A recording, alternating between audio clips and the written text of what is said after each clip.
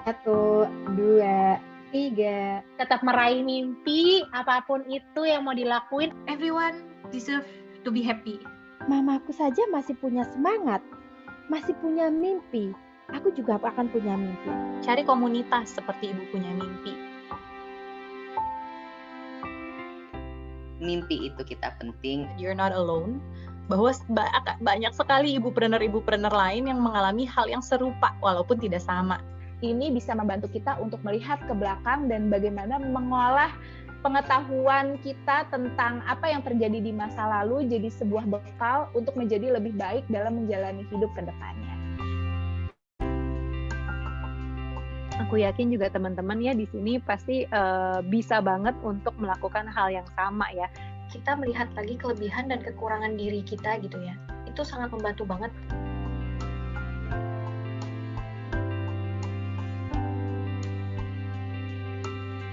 Pokoknya tetap semangat, terutama di masa pandemik ini. Jangan pernah merasa bersalah untuk menjadi diri sendiri. Sekarang kita mau merayakan semangat dan support ibu-ibu untuk sesama ibu satu sama lain.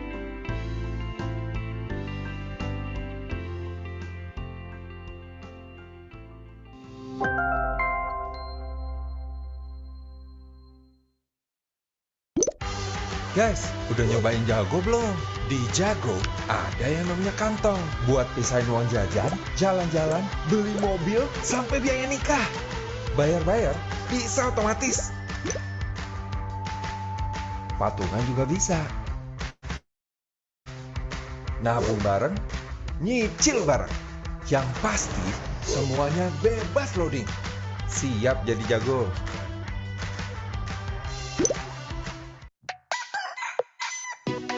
Jago mempersembahkan Vitamin Games. Biar kita semua sehat keuangannya, ikut Vitamin Games. A, B, C, D, E, K, banyak khasiatnya, juga hadiahnya. Vitamin A, analisa pengeluaran. Jago mantau, biar gak kebablasan. Kebutuhan, jago bagi tabungan dan uang jajan. Vitamin C, cek terus pengeluaran. Jago rencanakan transaksi bulanan. Tua gapat, semua mau sehat. Urusan jasmani sampai ke memani. Jangan ragu lagi, Vitamin Games di sini easy peasy, cuma dari aplikasi. Yuk ayo buruan, taklukin tantangan. Hadiah jutaan, kumpulin tiket undian. Mau lebih cuan? Sikat semua bonusan. Vitamin D, disiplin investasi. Jago nabung rutin biar gak lupa lagi. Vitamin E, eksplor cuan tambahan. Jago misahin uang hasil dagangan. Vitamin K, kolaboratif soal uang. Jago ngajak bayar dan nabung barengan. Tunggu apa lagi? Mari sini, join Vitamin Games. Jadi lebih sehat, jaga keuangannya. Ayo pakai Jago. Biar lebih sehat, jaga keuangannya. Ayo pakai Jago.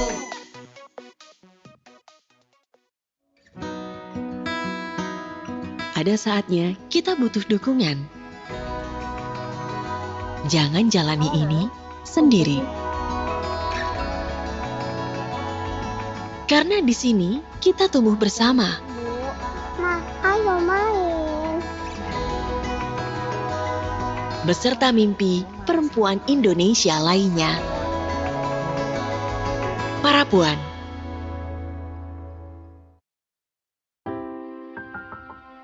Halo ibu-ibu semuanya, selamat malam. Hai, aku boleh nggak dengar suaranya di kolom chat? Ibu-ibu boleh dong absen nama, dari mana ya kan? Atau lagi ngapain boleh juga. Siapa tahu ibu-ibu di sini ada yang tetanggaan atau lagi ngelakuin hal yang sama. Hai ibu-ibu semuanya, halo Ibu Preneur, selamat datang di hari ketiga Festival Mimpi Ibu, webinar Bekal Mimpi Ibu, dan malam ini kita akan ngobrolin seputar menggapai mimpi dan menemukan identitas diri di era digital. Sebelum kita mulai lebih lanjut, aku mau memperkenalkan diri, aku Fatia Arta, moderator hari ini. Aku salah satu co-founder Ibu Punya Mimpi. Di Ibu Punya Mimpi aku biasanya lebih banyak sering ketemu sama ibu-ibu untuk ngurusin community dan program. Nah, Festival Mimpi Ibu ini sendiri di bulan Desember kita selalu mengangkat tema digitalisasi, dan kali ini kita mengangkat tema digitalisasi merata untuk bisnis ibupreneur. Karena selama pandemi penjualan online meningkat hingga 65%, tapi sayang banget karena baru 21% pelaku UMKM yang melakukan penjualan via online. Jadi itu kenapa Festival Mimpi Ibu diadakan sebagai sebuah perayaan agar semakin banyak ibu-ibu perempuan pelaku bisnis, khususnya ibu, bisa turut mengembangkan bisnisnya dengan teknologi. Nah, acara ini sudah berlangsung dari 19 Desember lalu sampai besok 22 Desember. Di mana di festival ini ibu-ibu diharapkan bisa ketemu teman-teman, bisa belajar, bisa mendapatkan inspirasi sebanyak-banyaknya, sehingga ibu-ibu bisa semakin yakin lagi dan semakin pede lagi sama mimpi-mimpinya. Mungkin buat ibu-ibu yang baru gabung dan belum terlalu kenal sebenarnya Ibu Punya Mimpi tuh ada apa aja, aku mau memperkenalkan sedikit. Jadi Ibu Punya Mimpi merupakan sebuah online learning platform untuk ibu belajar bisnis dan mengembangkan diri. Ada beberapa program, ada program sertifikasi ibupreneur, kemudian ada program beasiswa belajar bisnis untuk ibu, ada forum online bernama Ruang Mimpi Ibu. Nanti mungkin bisa nih Bu Mina diketik di kolom chat linknya, kalau ibu-ibu yang mau gabung langsung ngobrol di forum Ruang Mimpi Ibu bisa klik di situ, dan sudah hampir 3.000 ibu bergabung pada komunitas Ibu Punya Mimpi. Harapannya ke depannya Ibu Punya Mimpi bisa terus mengembangkan dan membantu ibu-ibu lainnya untuk bisa meraih mimpinya, mengembangkan diri, punya media aktualisasi diri lewat berbisnis. Nah, hari ini, di hari yang spesial ini, kita akan ngobrolin, kalau 2 hari kemarin kita banyak ngomongin spesifik tentang bisnisnya ibu-ibu, mulai dari gimana branding, kemudian kemarin soal legalitas bisnis, dan rasanya nggak afdol nih kalau kita nggak ngomongin tentang diri sendiri. Karena yang namanya jadi ibu, punya mimpi, multi peran, banyak banget maunya, itu tentu ada tantangan-tantangan tersendiri. Mulai dari ketika jadi ibu tuh biasanya mulai ada rasa ragu, sebenarnya aku masih boleh nggak sih buat bermimpi? Boleh nggak sih, aku egois nggak sih, rasa takut dan sebagainya. Itu kenapa malam ini kita mau membahas tentang ini. Ditambah lagi di era digital itu rasanya banyak banget ya gambaran ideal sebagai ibu. Mulai jadi ibu itu harus kuat, ibu itu harus cantik terus, ibu itu nggak boleh ngeluh capek, ibu itu harus A, B, C, D, E, F, G. Yang rasanya kalau kita ikutin setiap hari, kok capek banget, kok kayaknya bukan aku banget. Nah, harapannya hari ini, di talk show hari ini kita bisa benar-benar menemukan makna baru, bisa saling menginspirasi lewat pembicara yang nanti aku akan kenalkan tentang bagaimana sih sebetulnya bisa menjadi ibu, menemukan identitas diri kita, menggapai mimpi di era digital.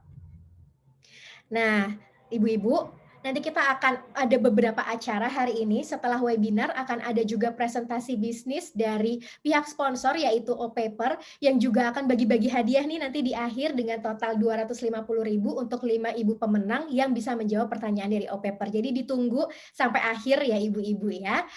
Jadi Festival Mimpi Ibu 2021 dengan tema digitalisasi merata untuk ibupreneur ini powered by Jago sebagai life-centric financial solution. Bank Jago berkomitmen untuk menyiapkan generasi yang cakap mengelola keuangan. Dengan fitur-fitur dalam aplikasi Jago, para pengguna dapat melakukan perencanaan keuangan dengan lebih fun, mudah, inovatif, dan kolaboratif bersama keluarga dan orang tersayang agar semua jadi jago. Festival Mimpi Ibu juga didukung oleh Ninja Express dan OPaper, serta media partner yang selalu sayang sama Festival Mimpi Ibu. Ada para puan, ini pokoknya nggak pernah absen ya Mbak Indi ya. Kemudian ada Hai Bunda, Parent Talk, The Asian Parent, dan Mamis Daily. Community partner kita juga ada banyak banget komunitas para perempuan dan ibu yang ikut mendukung. Ada Mami Millennials, School of Parenting, Wajah Bunda Indonesia, Sidina Community, Mama Kece Community, Sri Kandi Muslimah Planner Community, Indonesia Baby Wearers, BBB Book Club, Cerita Ibu Cerdas, Teman Ibu Indonesia, dan Literasi Parenting Indonesia. Terima kasih untuk semua yang mendukung Festival Mimpi Ibu dan juga mendukung mimpi-mimpi Ibu. Dan bersama kita hari ini sudah bergabung ada, aku mau cek apakah sudah bergabung betul. Ibu Ferry Farhati. Ibu Ferry Farhati. Iya. Sepertinya mungkin Ibu Ferry. Mohon izin, Mbak. Bu Ferry-nya masih persiapan ya? Oke, kalau begitu Siap. sip. Oke, kalau gitu aku perkenalkan dulu saja. Terima kasih. Oke, jadi Ibu Ferry ini merupakan penggagas dari lahirnya komunitas ibu-ibu kota, kemudian menjabat sebagai Ketua Pemberdayaan Kesejahteraan Keluarga DKI Jakarta, dan juga istri dari Gubernur DKI Jakarta Bapak Anies Baswedan. Nanti beliau akan segera bergabung bersama kita di sini. Lalu sudah hadir di sini ibu yang juga udah 3 kali, jangan bosan, ada Ibu Indira Dian Saraswati. Hai. Halo, selamat malam Bu Fatia. Halo, selamat malam ibu-ibu semua. Editor in Chief dari Parapuan dan Nova. Beliau merupakan praktisi media digital yang sudah malang melintang di dunia media dan komunikasi Indonesia. Dari Mbak Indi ini nanti kita akan ngobrolin juga tentang gimana sih kita sebagai perempuan bisa membentuk identitas kita juga di era digital, dan gimana dari sisi media ini sebenarnya perempuan tuh dilihat. Jadi menarik banget. Dan ada juga Ibu Alanda Kariza, adalah seorang ibu dari satu anak balita yang berprofesi sebagai Behavioral Insight Researcher yang juga merupakan Managing Director at Fish Lab. Bersama suaminya beliau juga mendirikan Berito, sebuah restoran street food Meksiko yang kini sudah memiliki 2 cabang. Selain itu, beliau juga aktif bekerja sebagai Country Lead dari Quora Indonesia. Nah, tapi beliau hari ini berhalangan untuk hadir, tapi tetap berusaha untuk hadir. Jadi nanti kita akan melihat opini-opini beliau via video.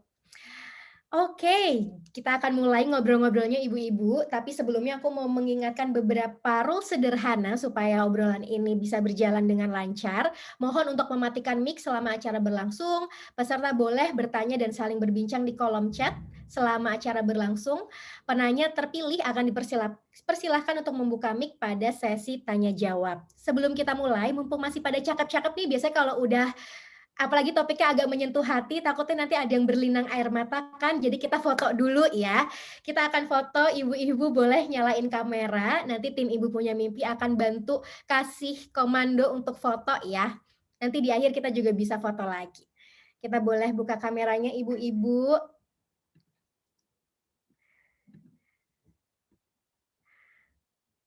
Halo, nih aku membaca kolom chat, ada Ibu Bida, ada Ibu Ima, ada Ibu Debbie. Udah dibuka. Kita akan foto 2 kali. Ada berapa kali tag ini ya, Mbak Desi?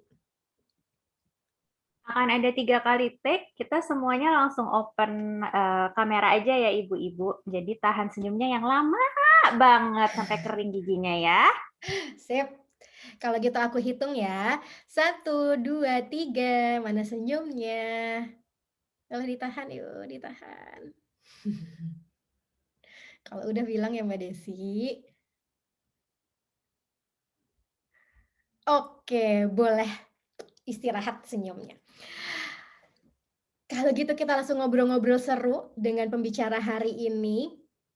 Ibu-ibu jangan lupa kalau ada pertanyaan atau mau curhat boleh langsung di kolom chat. Ngobrol-ngobrol ini akan bagi 3 topik utama biar curhatnya lebih menyeluruh ya, mulai dari transisi menjadi ibu, struggle menjadi perempuan multiperan, dan gimana sih kita membangun mimpi dengan segala tantangan di era digital.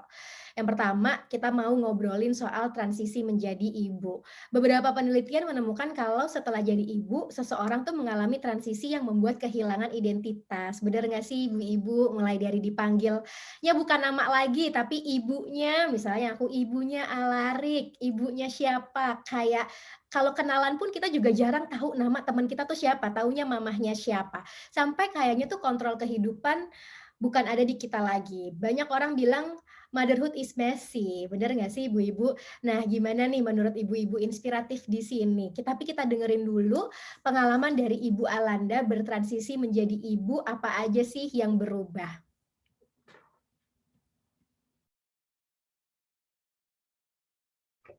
Halo, pertama-tama saya mengucapkan terima kasih kepada tim Festival Mimpi Ibu dan tentunya juga komunitas atau organisasi Ibu Punya Mimpi. Saya berterima kasih juga kepada para ibu yang hari ini juga menjadi panelis dan tentunya telah menjadi bagian dari acara ini sebagai audiens. Mudah-mudahan paparan saya hari ini bisa bermanfaat bagi semua yang terlibat di sesi ini. Sebenarnya yang saya rasa berubah cukup banyak, dalam arti saya merasa bahwa dalam proses kehamilan atau mempersiapkan diri untuk menjadi ibu, ada banyak sekali informasi yang kita dapatkan gitu, baik kita cari sendiri maupun kita peroleh dari nasihat-nasihat atau masukan-masukan dan cerita pengalaman orang lain gitu. Saya merasa bahwa ada banyak sekali informasi yang didapatkan terkait kehamilan itu sendiri gitu, mulai dari harus makan apa, harus istirahatnya bagaimana, melahirkan itu seperti apa dan lain-lain gitu. Yang saya rasa bagi saya kurang saya dapatkan itu sebenarnya adalah perubahan seperti apa yang akan terjadi ketika kita sudah melahirkan gitu. Dan pada waktu itu sebenarnya saya berada di situasi di mana kebanyakan teman saya itu biasanya memiliki sistem pendukung atau support system yang sangat-sangat baik ketika mereka mempunyai anak, dalam arti antara mereka punya bantuan pengasuh gitu misalnya gitu, terus atau mereka masih tinggal bersama orang tua atau mertua gitu. Jadi di rumahnya ada banyak pihak yang bisa membantu proses mengurus bayi yang baru lahir, terus juga menggantikan lah istilahnya gitu ya, kalau misalnya kita mau ke kamar mandi atau mau makan gitu. Dan waktu itu mungkin itu perbedaan yang saya miliki, dan sebenarnya itu adalah pilihan saya sendiri sih gitu, bahwa di 6-7 bulan pertama itu mengurus anak benar-benar berdua aja dengan suami yang bekerja gitu. Jadi buat saya itu adalah hal yang sangat sulit ternyata gitu, dan nggak banyak orang yang nggak banyak informasi yang saya dapatkan sebelum saya harus melewati fase ini gitu. Kalau apalagi yang berubah sih, awalnya saya merasa bahwa sebagai ibu bisa dibilang sangat terkungkung gitu, karena mungkin tapi pasti banyak ibu di sini yang juga mengerti atau mengalami hal yang sama ya gitu. Kayak misalnya baru masuk kamar mandi, anaknya udah nangis, baru mau masak, anaknya udah nangis gitu, boro-boro mau kerja atau mau berkarya, kok sepertinya ini susah sekali ya gitu. Jadi mungkin bisa dibilang sih perubahan atau yang saya rasa berubah itu sebenarnya yang butuh banyak transisi adalah gimana saya merasa bahwa waktu itu bukan ada di pihak saya lagi gitu, dalam arti kayak waktu itu sekarang milik anak gitu bisa dibilang ya gitu. Jadi apapun yang saya kerjakan itu harus menyesuaikan. Dan bagi saya di awal itu adalah satu hal yang sulit gitu, karena kan ya cuti melahirkan misalnya cuma 3 bulan gitu. Dan ibu saya dulu adalah ibu bekerja yang memang setelah 3 bulan dia langsung balik kerja gitu. Jadi mungkin itu juga yang ada di kepala saya sebelumnya gitu. Tapi lambat laun saya sadar bahwa yang menjadi ibu itu komitmen selamanya gitu, bukan cuma 3 bulan gitu.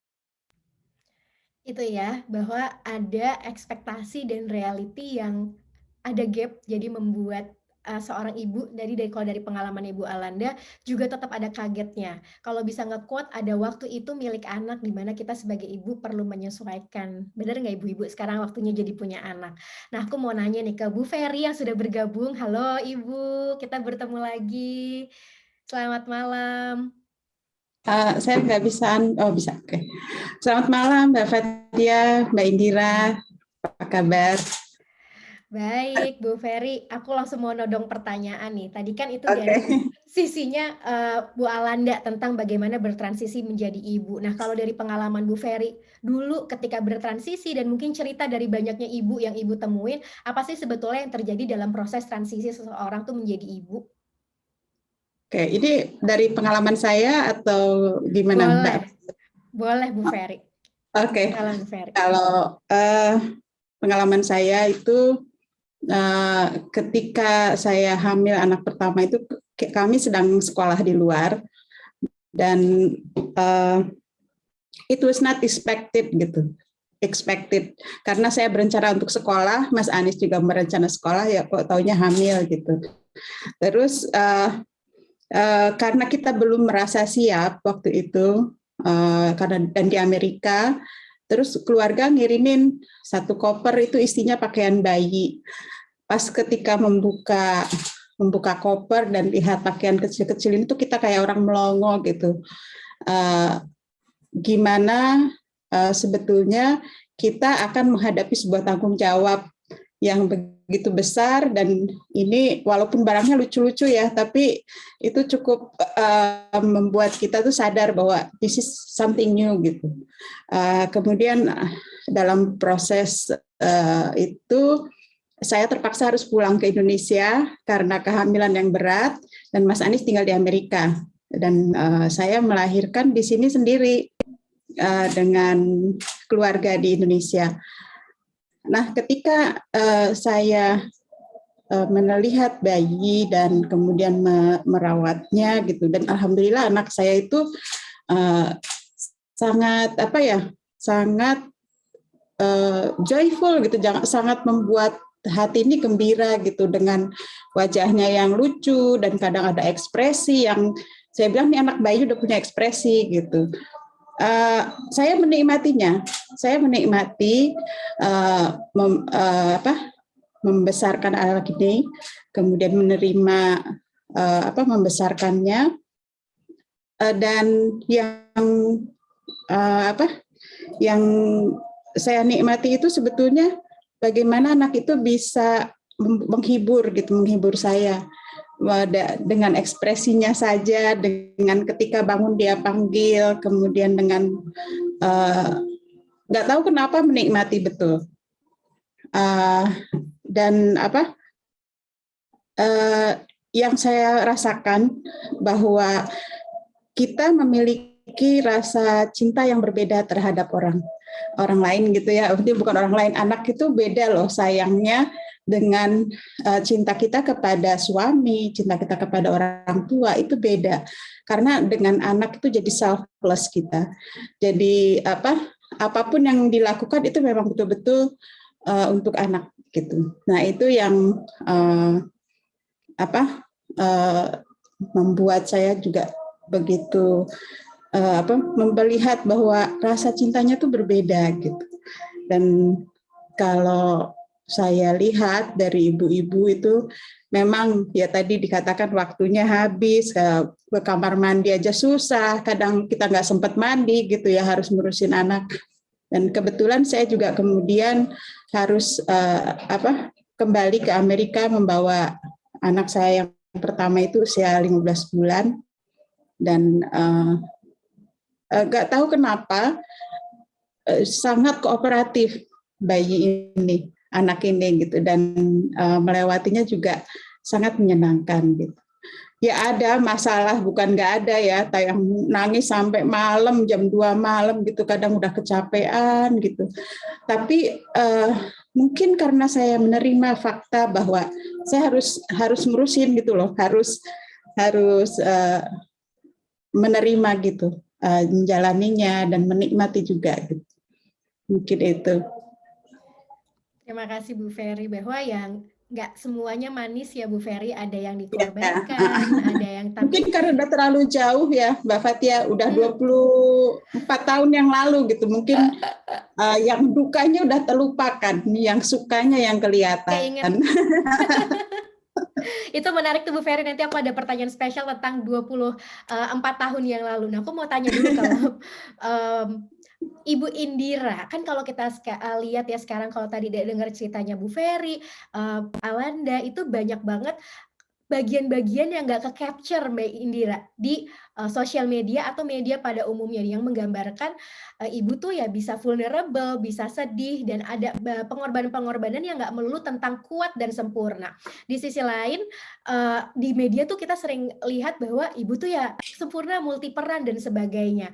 Nah, sebagai praktisi media digital yang fokus di area perempuan, menurut Bu Indi, gimana sih caranya kita bisa bersama-sama nih membangun definisi motherhood yang lebih realistis, Mbak Indi? Motherhood yang lebih realistis itu sebenarnya tantangannya luar biasa banget ya. Saya rasa ibu-ibu di sini juga, oh ya gimana itu caranya? Sebetulnya kalau kalau saya pribadi gitu ya melihatnya, jangan-jangan bahkan dalam satu kalimat pertanyaan yang Mbak Fatia itu ada beberapa isu yang akhirnya harus kita address satu-satu tuh. Kayak misalnya pertama soal ibu yang kuat gitu ya, motherhood yang realistis itu. Kan sebetulnya saya rasa semua perempuan mengalami bahwa kita selalu punya perbedaan antara ekspektasi, antara mimpi dengan akhirnya realitanya seperti apa. Ketika gapnya tambah besar, yang biasanya muncul tuh stres, sampai menuju frustrasi, sampai akhirnya membandingkan diri sama orang lain. Saya rasa mungkin jangan-jangan hal itu satu dulu yang perlu kita address. Bahwa misalnya kayak kita itu beda diri kita dengan orang lain, apapun yang kita lihat di social media, percayalah itu hanya tampilan di depan, kita nggak tahu, kayak di Zoom gitu ya, di atas rapi, mungkin di bawah lagi celana pendek, kan kayak gitu ya. Social media digital kan seperti itu. Terus yang kedua mungkin ketika akhirnya kita bisa lihat ekspektasi mimpi versus realita itu, kan akhirnya gimana ya biar kita bisa menghidupi si motherhood yang realistis, menghidupi menjadi ibu yang kuat tadi. Rasanya sebetulnya saya percaya banget ya yang pertama tuh kita perlu set boundaries. Mungkin nanti ke belakang kita akan bisa ngobrol banyak hal juga tuh soal gimana kita sebagai ibu set boundaries khususnya di dunia digital gitu. Lalu saya rasa kalau gimana kita bisa sama-sama, akhirnya memang ya kita butuh support system. Saya rasa kayak komunitas yang dibangun di sini juga ya, di Ibu Punya Mimpi gitu, itu kan akhirnya menjadi sebuah tempat yang kita beneran bisa saling sharing, bisa saling berbagi. Saya dari tadi lihat di kolom chat gitu ya, ibu-ibu yang lain tuh kayak, halo ketemu lagi, aduh saya merasa tersindir. Tapi karena kita semua mengalami hal yang sama, kita nggak ada judgement sama sekali gitu. Dan menurut saya, itu yang kita butuhkan banget. Realistis itu akhirnya akan terjadi kalau kita berada di satu komunitas yang sama, yang no judgment, yang ada adalah saling support. Jadi akhirnya kok saya ngelihatnya gitu ya Mbak Fatia. Digital itu akan berperan banyak banget gitu ya. Dia akan mempercepat, dia bisa membuat pertumbuhan kita terhambat gitu. Tapi saya rasa ngelihatnya 3 poin kecil tadi tuh kita bisa mencapai tuh motherhood yang realistis sambil mengamini sama-sama itu kayaknya ya. Amin. Bener banget, jadi tadi kalau aku bisa meng-highlight ekspektasi versus reality itu emang kayak landasan permasalahan ya, Bu Indi dan Bu Ferry, bahwa kadang-kadang kita berekspektasi yang tinggi, terus juga ngelihat di sosial media, ya tentu orang nge-share yang bahagia-bahagia aja, terus kita ngelihat realita kita kok berbeda ya, yang membuat kita nggak happy. Ini banyak ibu yang bilang, aduh tersindir meeting Senin pagi, be like atas rapi, lipstick on point, tapi bawah celana pendek. Benar banget. Mbak Fatia, mungkin saya komentar sedikit ya. Saya ini mungkin beda generasi ya dengan Mbak Indira. Ketika saya punya anak tuh belum ada sosial media, bahkan handphone pun masih barang langka waktu itu. Dan kita betul-betul di rumah itu ya sendiri, tidak melihat orang lain ketika bayi masih kecil ya.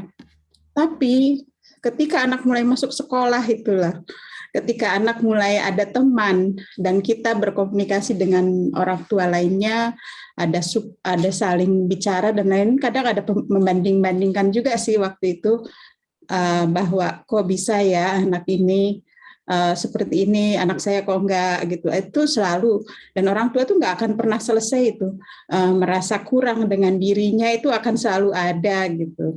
Walaupun waktu itu saya enggak ada sosial media, bisa dibayangin orang tua sekarang yang bahkan di media sosial tuh gimana, so cute gitu, bayi itu gampang sekali kayaknya diurusnya. Apa-apa tuh, ini loh cuma tinggal dikasih ini gampang gitu. Ketika melihat kenyataannya bahwa Cesar scars itu sakit, kemudian kita mesti bangun malam-malam ke belakang juga susah gitu, itu yang tidak tergambarkan di sosial media. Ini jadi menarik nih Bu Ferry, karena memang aku pengen bertanya sebetulnya. Tadi Bu Ferry bilang bahwa itu ya, walaupun perbedaan generasi dan ada digital non digital, tapi memang tendensi kita untuk membandingkan diri tuh selalu ada di berbagai konteks kehidupan. Nah, kalau yang Bu Ferry rasain sendiri, menjadi ibu multiperan sebelum dan sekarang adanya teknologi, itu tuh apa aja sih Bu Ferry sebetulnya proses kehidupan kita sebagai perempuan dan ibu multiperan yang terfasilitasi atau juga yang malah jadi menantang? Iya, mungkin saya melihatnya bahwa kita ini berproses melewati segala sesuatu itu memang akan selalu melakukan penyesuaian, akan selalu mengikuti apa yang dituntut gitu, yang dituntut untuk pada saat itu. Saya sering sekali mendapat pertanyaan, bagaimana Ibu bisa membagi waktu untuk keluarga dan juga aktivitas Ibu yang banyak sekali di luar. Saya bilang, orang hamil aja kan sedikit demi sedikit ya, bebannya itu bertambah gitu. Dan Ibu kemudian badannya menyesuaikan, jadi nggak ada beban gitu.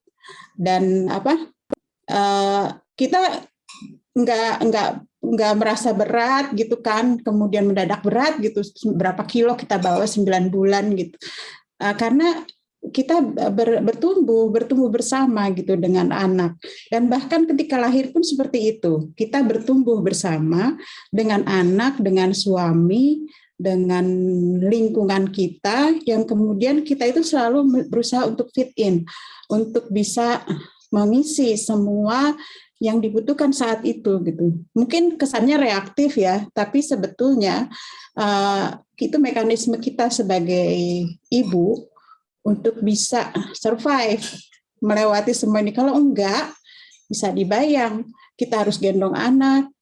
Ya kalau anaknya langsung gede kita gendong ya keberatan lah, tapi we are growing together. It's not only physically tapi juga mentally.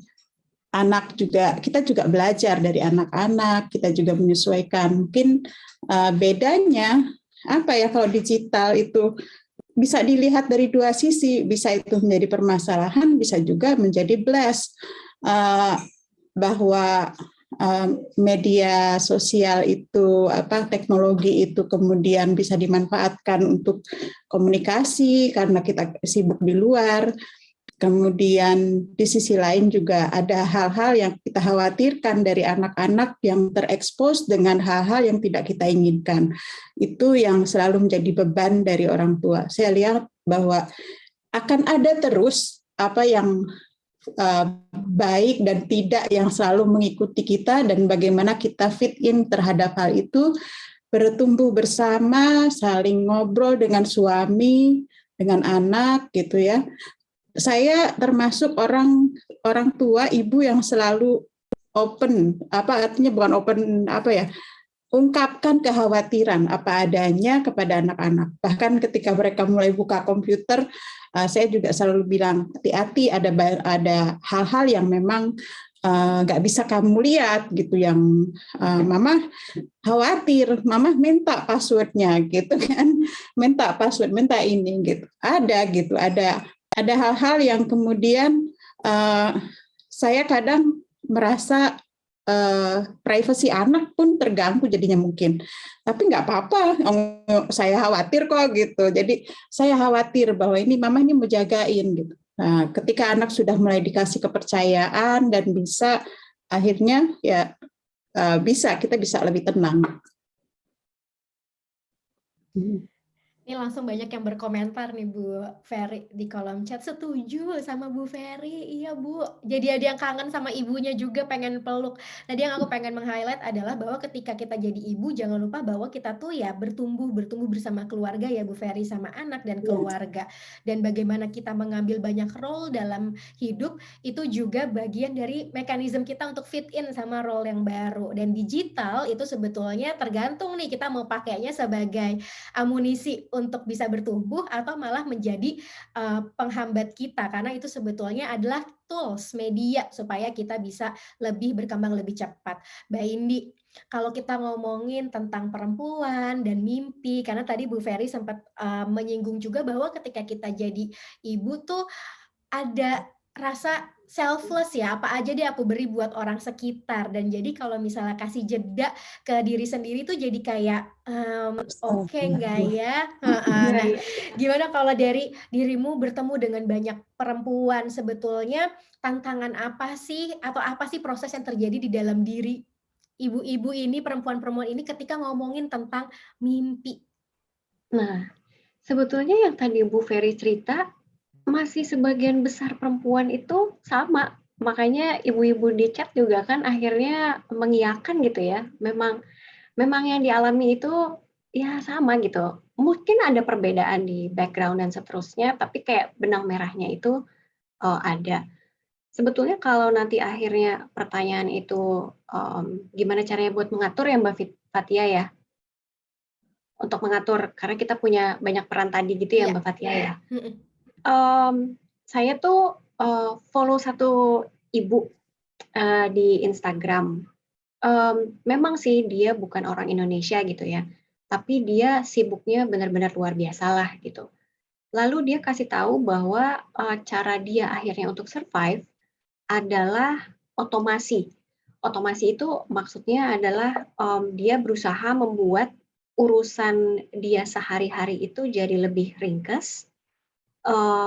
Dia berusaha memakai berbagai aplikasi gitu ya, supaya dia bisa mengurangi distraksi, terus sehingga ujungnya itu adalah dia lebih hemat waktu dan lebih hemat tenaga, kira-kira gitu. Karena kalau misalnya kita bahas tadi ya kan ya, Bu Ferry juga tadi cerita, perannya kita itu kan sebagai ibu banyak banget.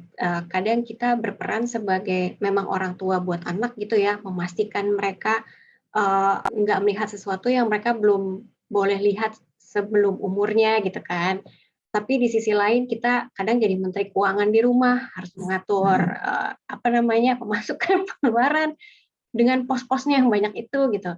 Tapi di sisi lain terus kita punya kita gitu, diri kita sendiri. Seorang Fathia Arta, seorang Ferry Farhati, seorang Indira Saraswati dan seterusnya gitu. Yang akhirnya saya ambil dari si ibu di Instagram ini adalah dia pakai aplikasi-aplikasi gitu ya. Dia benar-benar memanfaatkan teknologi supaya banyak banget nih pos yang harus diatur-atur. Sekarang ada e-wallet. Kita bisa mobile banking, kita bisa auto debit. Yang dia lakukan adalah ada sebagian hal yang dia mempercayakan pada sistem teknologi digital ini, sehingga akhirnya dia tahu bahwa untuk urusan yang sini udah ada sistem yang otomatis bekerja, akhirnya waktunya dia yang tadinya habis buat banyak hal, wah nambah lagi nih 5 menit, 10 menit, 15 menit, atau mungkin sejam.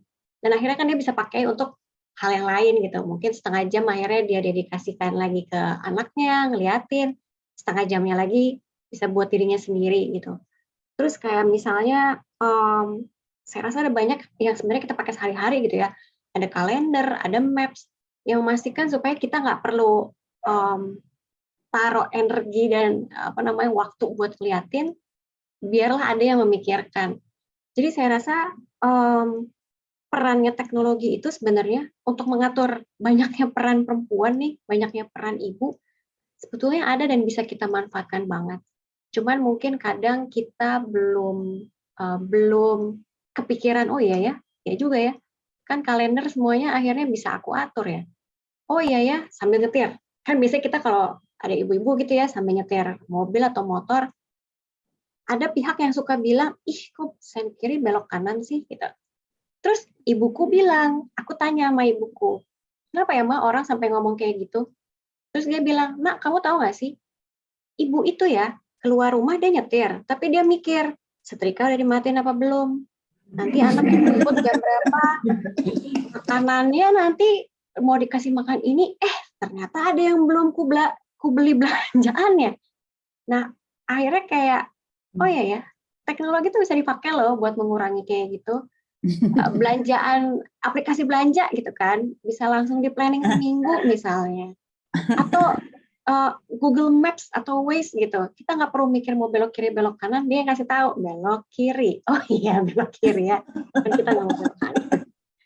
Maksud aku otomasi itu bisa dilakukan loh ibu-ibu. Mungkin kita butuh 5-10 menit, liatin aja tuh kira-kira apps apa sih yang bisa membantu gitu.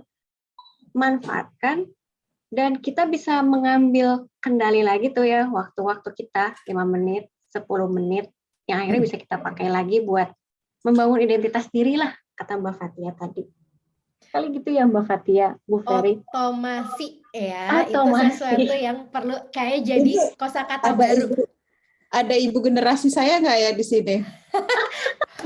Bu Ferry, tapi aku mau punya pertanyaan nih buat Ibu, karena kalau ngomongin otomasi itu sebetulnya berkaitan dengan delegasi. Nah, banyak nih permasalahan di ibu-ibu itu kalau ngomongin delegasi tentang trust, Bu Ferry.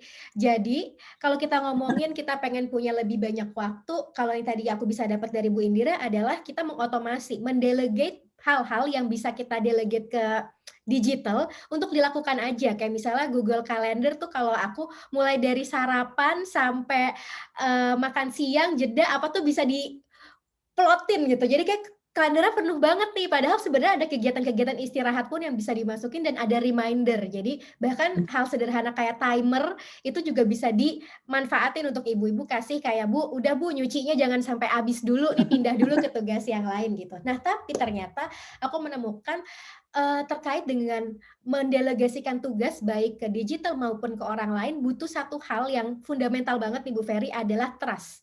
Percaya bahwa pihak yang kita delegasikan tugas bisa mengerjakan tugas itu seoke kita gitu kan. Kalau ibu-ibu punya standar-standarnya kan ya Bu Ferry, kalau nyuci harus segimana, kalau dilakuin sama suami, aduh kepalaku pusing dan sebagainya.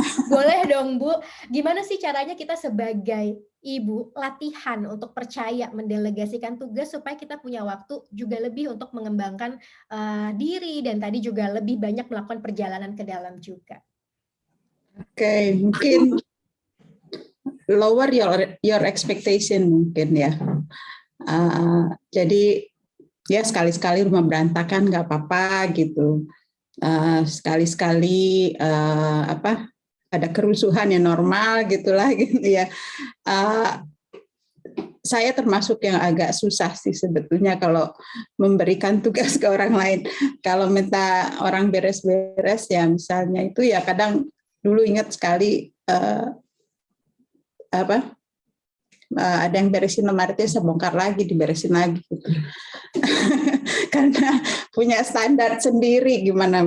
Tapi memang dari awal ketika kami baru menikah itu memang sudah berbagi tugas. Yang lucunya berbagi tugas ketika sekolah itu sesuatu yang biasa gitu. Mas Andi bagian cuci, saya bagian urusan rumah. Di sana baju kan nggak disetrika ya, dari pengering udah langsung digantungin aja gitu. Urusan rumah saya, Mas Anies nyuci, kemudian urusan belanja Mas Anies, pokoknya yang dalam yang luar gitu ada. Ketika sampai di Indonesia, kita kembali, kita sudah punya 3 anak waktu itu, ada bayi umur 4 bulan. Pembagian tugas itu udah nggak bisa jalan lagi. Jadi ada penyesuaian yang tadi saya bilang fit in, kita bertumbuh bersama. Bisa gambarannya, rumah saya di Cilandak, anak saya sekolahnya di Cinere, Mas Anies ngantornya di daerah Bundaran HI. Nah, dulu kan ya udah nganter anak ke sekolah ya suami, bayangin coba dari Cilandak ke Cinere dulu, nganter 1 jam, itu memperjauh kemacetan. Dari Cinere ke Bundaran HI bisa 2 jam. Sampai kantor AQ drop, udah nggak bisa mikir. Jadi hal itu udah nggak mungkin gitu didelegasikan lagi. Jadi akhirnya ada penyesuaian yang kemudian ya udah tugas mengantar anak ke sekolah jadi saya gitu.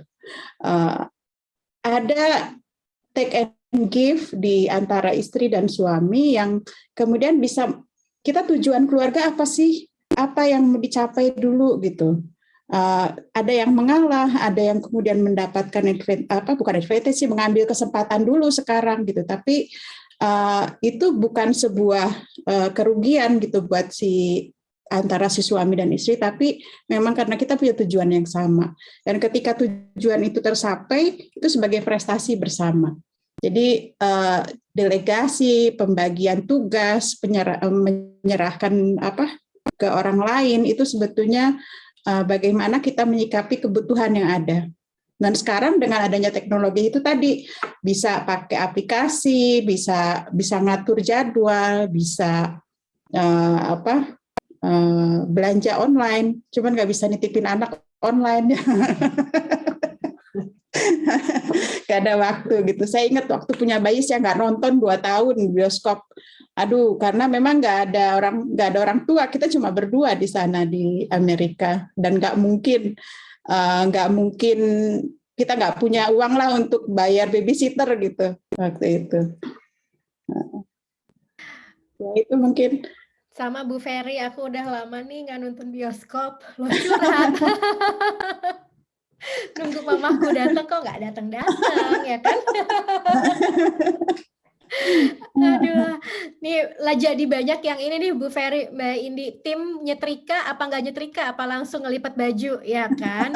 Karena beneran kayak nyetrika, ngelipat baju itu adalah waktu yang perlu kita pertimbangkan ya, apa kita mau menghabiskan 1 hari untuk itu atau ada hal-hal yang pengen kita kerjakan sehingga yang ini nih apakah bisa diatur tadi ada waktunya atau bisa didelegasikan, itu bisa jadi pertimbangan tergantung menurut ibu-ibu seberapa penting tugas itu. Dan tadi aku mau meng-highlight bahwa delegasi tugas itu bukan hanya tentang memberikan tugas ke orang lain ya Bu Ferry, tapi juga tentang sebenarnya bagian dari usaha kita untuk fit in sama role dan perkembangan dari keluarga kita sendiri, karena bisa jadi ada strategi yang tadinya berhasil atau oke, tapi seiring berjalannya waktu, seiring anak bertambah usia, seiring kita juga punya mimpi yang baru, ini nih perlu di-adjust, dan delegasi tugas itu adalah bagian dari cara kita untuk menyelesaikan permasalahan itu ibu-ibu. Jadi bukan dilihat sebagai karena aku nggak mau aja deh aku delegasiin, tapi itu sebagai usaha kita untuk menjadi lebih baik lagi sebagai ibu.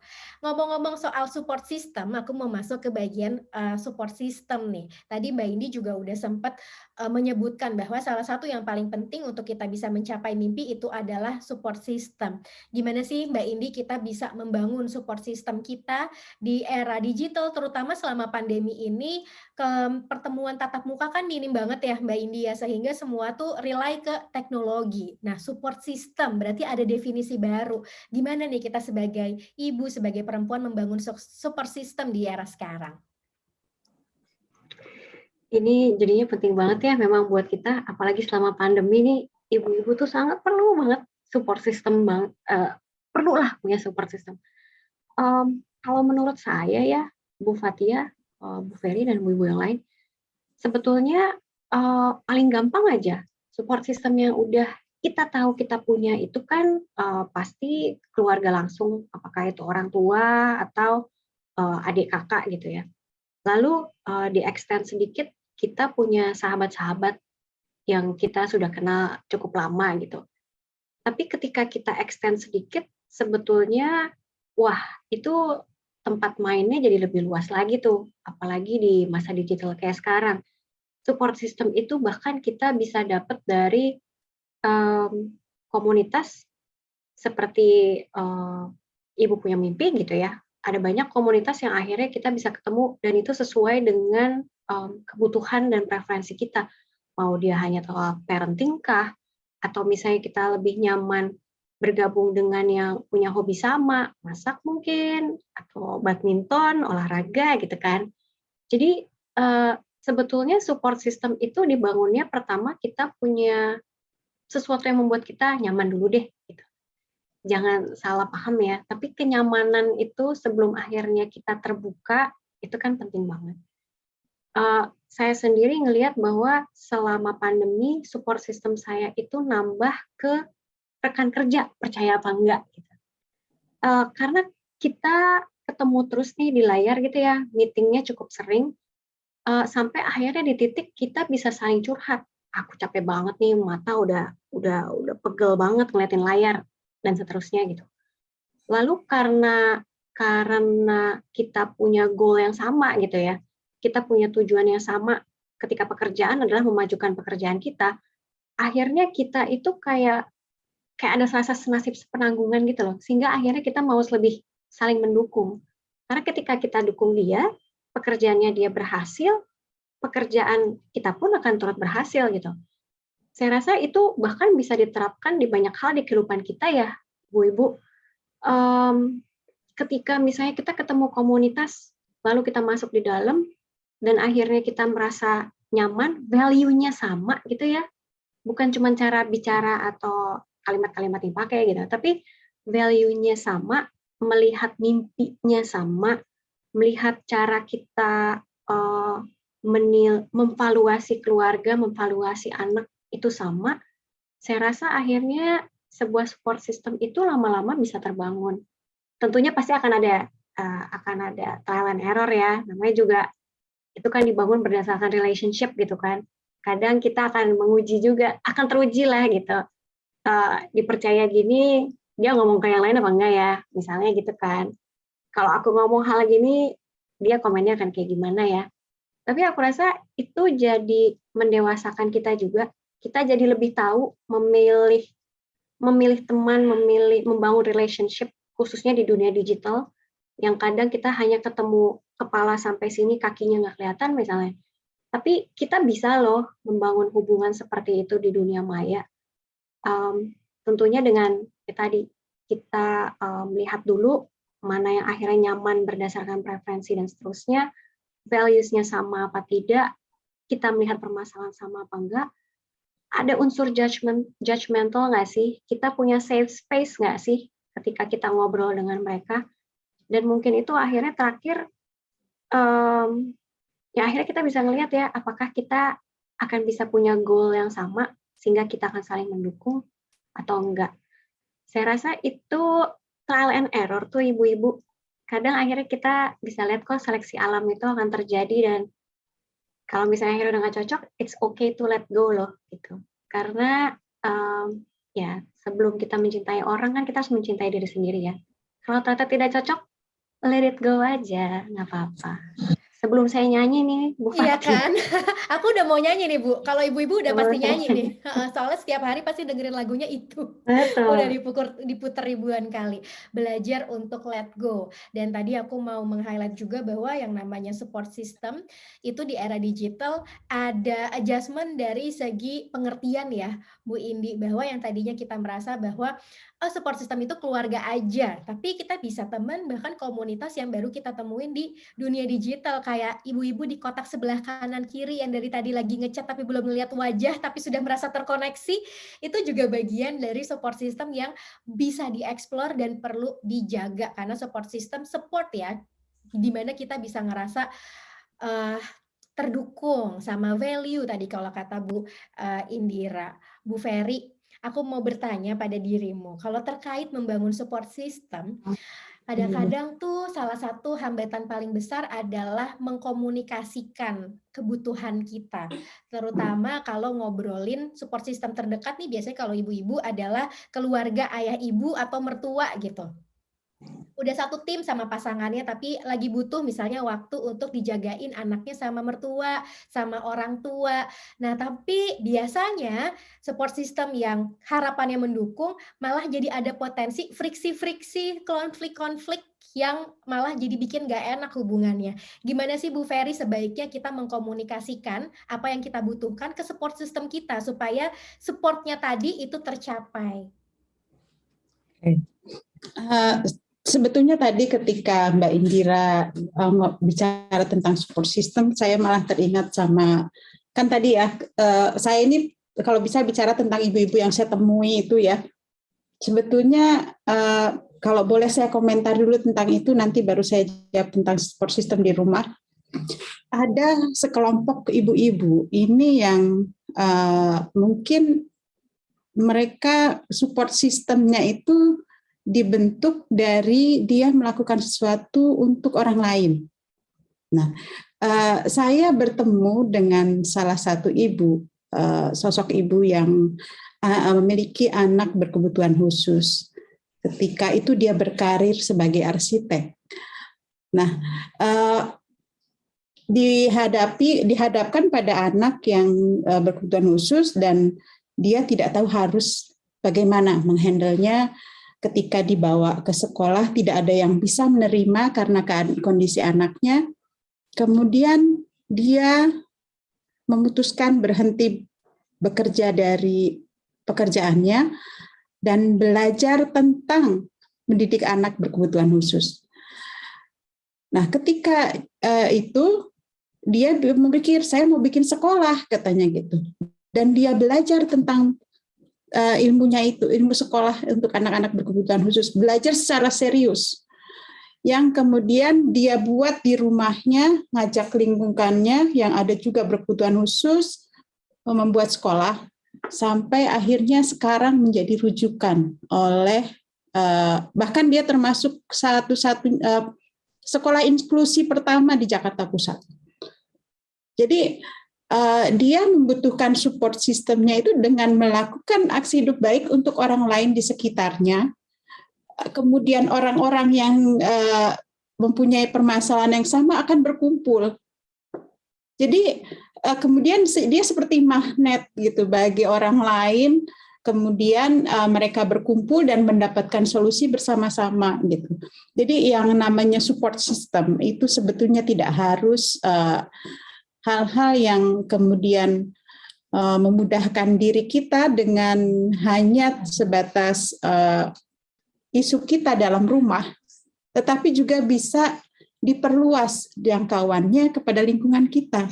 Dan ini dampaknya luar biasa. Tidak hanya permasalahan dirinya bisa diatasi, tetapi orang lain ikut dapat manfaatnya. Nah, itu apa bukan hebat itu ya?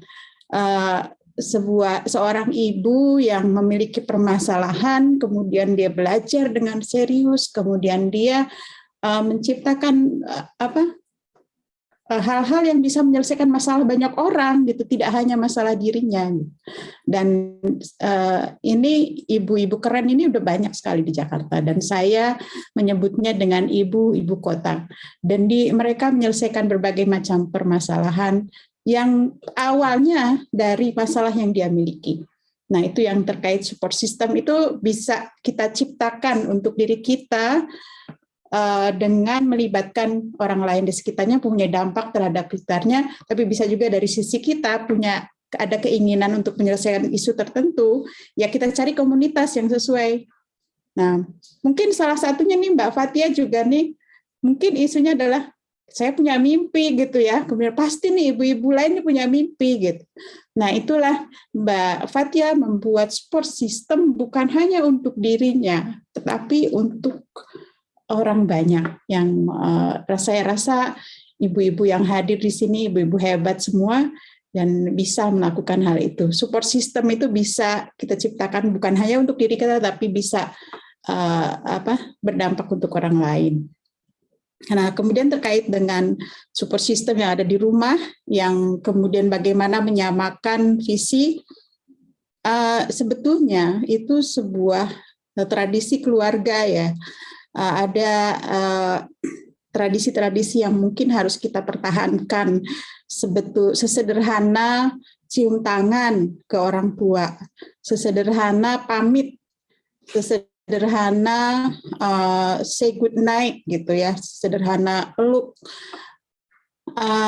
Apa yang kita lakukan di dalam rumah itu sebetulnya bagaimana kita mengajarkan kepada anak kita menempatkan diri terhadap orang-orang di sekitarnya. Jadi ada social skill yang ditanamkan, cium tangan kepada orang tua.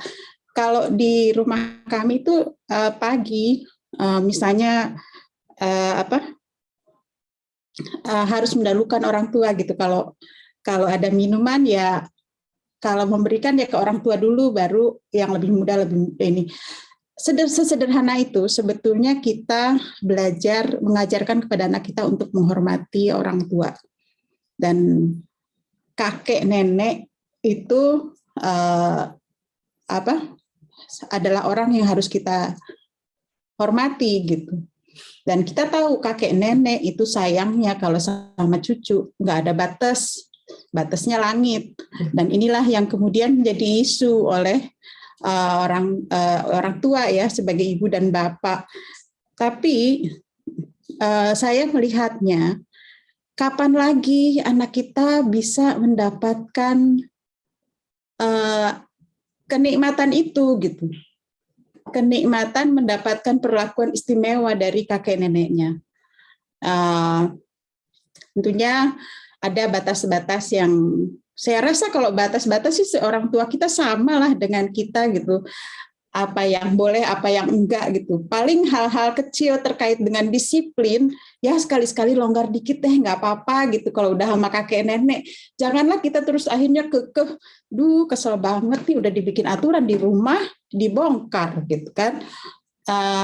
Rasanya kalau saya ya melihat adanya orang tua kita di rumah itu seperti ada safe haven buat anak-anak, kemudian bisa agak longgar dikit, kemudian dengan alasan ada orang tua kita ya gitu. Tapi ketika dia berhadapan dengan kita ya tentunya aturan-aturan yang kita terapkan bisa tetap dipertahankan.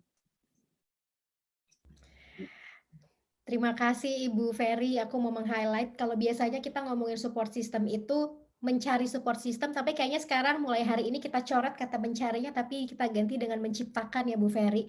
Karena kalau dari cerita inspiratif Bu Ferry tadi bahwa kita bisa menciptakan support system bahkan dengan memberi manfaat, itu support system akan datang ke kita dan bahkan itu yang bisa menguatkan kita dan ibu-ibu kota. Besok juga ada acara puncaknya ya Bu Ferry, acara puncak penghargaannya. Nggak sabar juga untuk menyaksikan karena aku percaya banyak banget ibu-ibu yang mau melakukan aksi baik di Jakarta dan di seluruh Indonesia untuk ibu lainnya untuk bisa saling menguatkan. Ibu-ibu, aku sebenarnya masih punya banyak pertanyaan, tapi dari tadi aku diingetin Mbak Fathia 1 menit lagi ya. Jadi sebelum kita masuk ke ibu-ibu yang bertanya, boleh dong Ibu Ferry, Bu Indira, penutup untuk ibu-ibu sebenarnya apa sih yang ingin ibu-ibu sampaikan untuk para ibu yang hari ini hadir, ibu-planner yang sedang berjuang untuk mewujudkan mimpi-mimpinya. Siapa yang mau mulai duluan? Silakan Ibu Ferry. Biasanya saya bisa ngutip dikit-dikit dari Mbak Dira, sekarang duluan. Udah nggak bisa nyontek Bu, sekarang udah nggak bisa nyontek. Nggak bisa nyontek ya. Oke, jadi mungkin sebagai ibu ya, sebagai perempuan, kita itu di Indonesia merayakannya dengan cara yang berbeda. Kalau di negara lain mungkin yang kita rayakan adalah peran ibu di rumah. Tapi kalau di Indonesia itu yang dirayakan adalah bagaimana ibu bisa berperan dalam masyarakat untuk ikut ambil tanggung jawab dalam mengatasi berbagai macam permasalahan. Waktu itu pertama kali Desember itu ada Kongres Perempuan kalau nggak salah, di mana ibu-ibu itu ikut berjuang untuk mempertahankan Indonesia gitu. Nah itu yang dirayakan. Nah, bagaimana kita merayakan Hari Ibu saat ini? Tentunya dengan menjadi ibu yang berdaya, ibu yang bisa yang mau terus belajar, memperkaya dirinya untuk kemudian membagikan pengetahuannya kepada orang lain, membagikan apa yang dia tahu itu untuk orang-orang di sekitarnya. Yang tadi saya bilang menjadi support system, menjadi support untuk orang lain.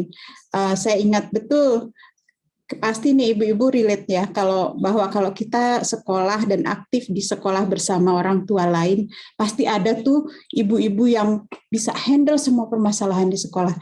Jadi koordinator kelas yang sangat terasa bantuannya untuk kita gitu, terasa sekali manfaatnya untuk kita. Ya betul nggak Bu? Ada selalu di setiap angkatan anak saya pasti ada sosok ibu yang bisa kemudian handle kelas party, handle sepak bola anak-anak gitu, semua dia handle, dia atur keuangan. Nah, bagaimana kita bisa menempatkan diri kita bisa bermanfaat untuk orang lain, dan insya Allah manfaat yang dirasakan oleh orang lain itu akan kembali kepada anak-anak kita. Dan setiap ibu yang aktif di sekolah pasti anaknya dikenal oleh semua orang tua, dan akhirnya support untuk anak itu luar biasa adanya. Halo, kucing.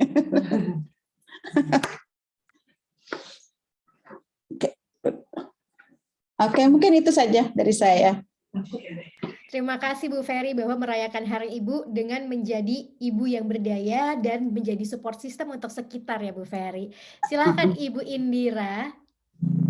Oke, ngomong-ngomong Bu Ferry, kalau tadi Bu Ferry kucingnya lewat-lewat, anjing saya dari tadi lewat-lewat di bawah kaki. Cuman nggak naik meja ya. Iya. Kalau saya setuju banget sebetulnya dengan ceritanya Bu Ferry tadi. Kalau saya boleh cerita sedikit aja ya, para puan itu didirikan karena kita ingin memberi sesuatu buat perempuan Indonesia gitu. Kita melihat bahwa perempuan itu perlu loh sama-sama saling mengingatkan bahwa kita itu berharga. Sebagai ibu pun kita itu berharga, apapun background-nya. Apakah kita ibu bekerja atau tidak, apakah kita ibu yang di rumah, apakah kita single mom, ataukah pasangan kita masih bareng kita, apapun background kita, status kita adalah perempuan yang berharga. Salah satunya adalah itu.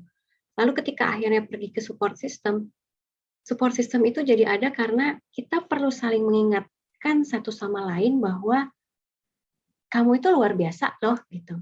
Mimpimu itu juga berharga loh. Apakah mimpi itu masih untuk dirimu sendiri? Apakah kamu punya mimpi bahkan besar untuk orang lain seperti Bu Ferry dan ibu-ibu kota gitu ya.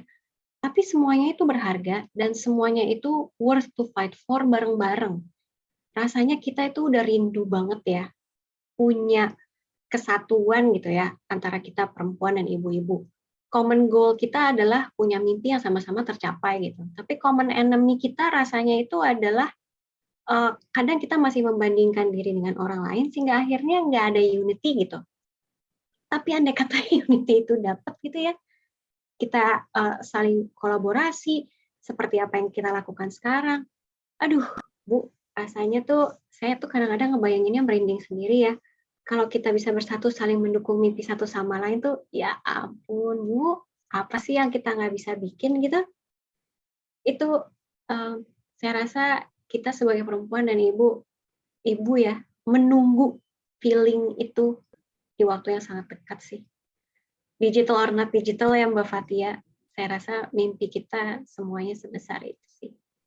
Mungkin itu sih kalau dari saya Mbak Fatia, Bu Ferry. Aku merinding Bu Indira karena Aduh, benar banget iya, bahwa dimulai dengan Mbak Bu Ferry sih soalnya. langsung emosional, tapi memang itu ya yang kita rindukan bahwa sesama perempuan, sesama ibu itu saling mendukung untuk kita bisa sama-sama mencapai mimpi kita walaupun mungkin mimpinya berbeda-beda, tapi dengan kita bersama-sama saling mendukung, mendorong, pada akhirnya kita bisa sampai di tujuan kita masing-masing ya bareng-bareng juga karena itu rasanya adem dan rasanya penuh banget. Nah, kita juga mau dengar nih kata penutup dari Ibu Alanda Kariza. Boleh di-play videonya. Sebagai penutup sesi ini, saya berharap sekali bahwa sesi ini bisa menjadi sesi yang bermanfaat bagi ibu-ibu yang sedang mencoba untuk menggapai mimpi dan menemukan identitas diri di era digital. Saya yakin seperti Festival Mimpi Ibu ini sudah berarti buat saya yakin sekali acara ini pun akan bisa bermanfaat bagi seluruh ibu-ibu yang menjadi pesertanya. Mungkin menjadi ibu bisa menjadi tempat yang gelap sekali saat kita baru memulainya gitu. Tapi jangan khawatir karena kalau misalnya kita bisa menyampaikan apa yang kita rasakan ke orang lain gitu, baik itu pasangan, keluarga maupun pihak yang profesional seperti psikolog atau konselor, saya rasa beban itu akan terasa sedikit lebih ringan gitu. Dan saya nggak akan bilang bahwa perjalanannya akan selalu menjadi lebih mudah gitu, tapi dari yang saya lihat kebanyakan dari kita itu bisa menemukan keberanian dan kekuatan dari kehidupan sehari-hari gitu. Jadi mudah-mudahan memiliki mimpi itu bisa membuat kita lebih termotivasi dan bisa menjalani hari lebih semangat lagi gitu. Karena di satu sisi menjadi ibu adalah satu pencapaian yang yang tentunya besar dan tidak mudah untuk dilewati gitu. Tapi mudah-mudahan dengan memiliki mimpi-mimpi kecil itu kita juga tidak melupakan jati diri kita yang dulu kita kenal sebelum kita menjadi ibu. Terima kasih banyak untuk Festival Mimpi Ibu dan komunitas Ibu Punya Mimpi, dan tentunya semua yang sudah mendengarkan hari ini. Terima kasih juga Ibu Alanda. Nah, aku sebelum kita masuk ke sesi tanya jawab, ibu-ibu udah boleh nih masukin pertanyaannya di Q&A box di chat. Nanti aku akan bacain. Aku mau menyimpulkan bahwa tadi ya, ketika kita pengen jadi ibu yang juga mencapai mimpi di era digital, baik dengan menggunakan teknologi atau dengan kehidupan sehari-hari, yang pertama kita perlu set ekspektasi yang serealistis mungkin juga supaya kita nggak banyak kecewa dalam sehari-hari. Kedua, set boundaries juga terhadap yang mana yang mau kita jadikan distraksi, yang mana yang kita lakukan untuk attract banyak kebaikan untuk mendekatkan kita sama mimpi-mimpi kita. Lalu yang ketiga, mulai memikirkan yang mana yang bisa diotomasi ya ibu-ibu ya, dan gunakan teknologi juga untuk membantu kita menjalani kegiatan sehari-hari. Ini juga bagian dari delegasi. Kalau tadi katanya Bu Ferry, mulai ganti nih mindsetnya, delegasi bukan cuma tentang memberikan tugas, tapi juga sebagai bagian dari kita beradaptasi dengan peran-peran dan mimpi-mimpi yang kita punya. Dan terakhir, support system, bahwa menciptakan support system itu bukan cuma tentang diri kita, bukan cuma tentang memudahkan kehidupan kita, tapi menciptakan support system itu juga dengan memikirkan apa yang kita bisa berikan di situasi ini untuk orang lain, karena dengan menciptakan support system, kita bisa mendukung mimpi ibu-ibu yang lain, dan tentunya bahkan sadar gak sadar itu mendukung mimpi kita untuk lebih dekat lagi sampai di tujuannya. Oke, kalau gitu aku mau membuka pertanyaan yang pertama. Kita buka pertanyaan ya, Bu Indira dan Bu Ferry. Udah cukup banyak yang masuk. Pertanyaan pertama ini dari Ibu Ayudia. Ibu Ayudia mau bertanya langsung kah sama Ibu Ferry dan Ibu Indira? Boleh di-unmute.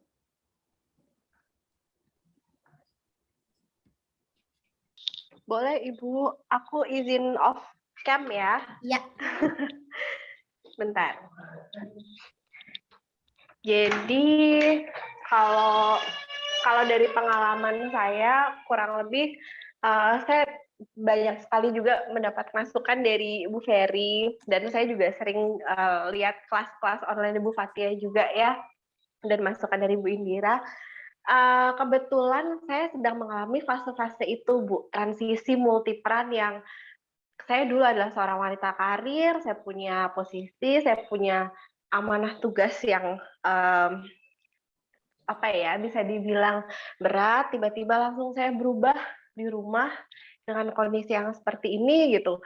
Saya ikhlas melepas itu semua, dan saya juga memang tidak ada tekanan dari siapa-siapa, dan usaha pun saya off-kan gitu loh, karena memang saya mau menemani anak di masa golden moment anak-anak saya. Nah, kebetulan ketika seiring waktu berjalan, saya betul tadi Bu Ferry bilang bahwa support system itu bisa dibangun ketika kita memulai dulu. Nah, yang terjadi dengan saya seperti itu, Bu.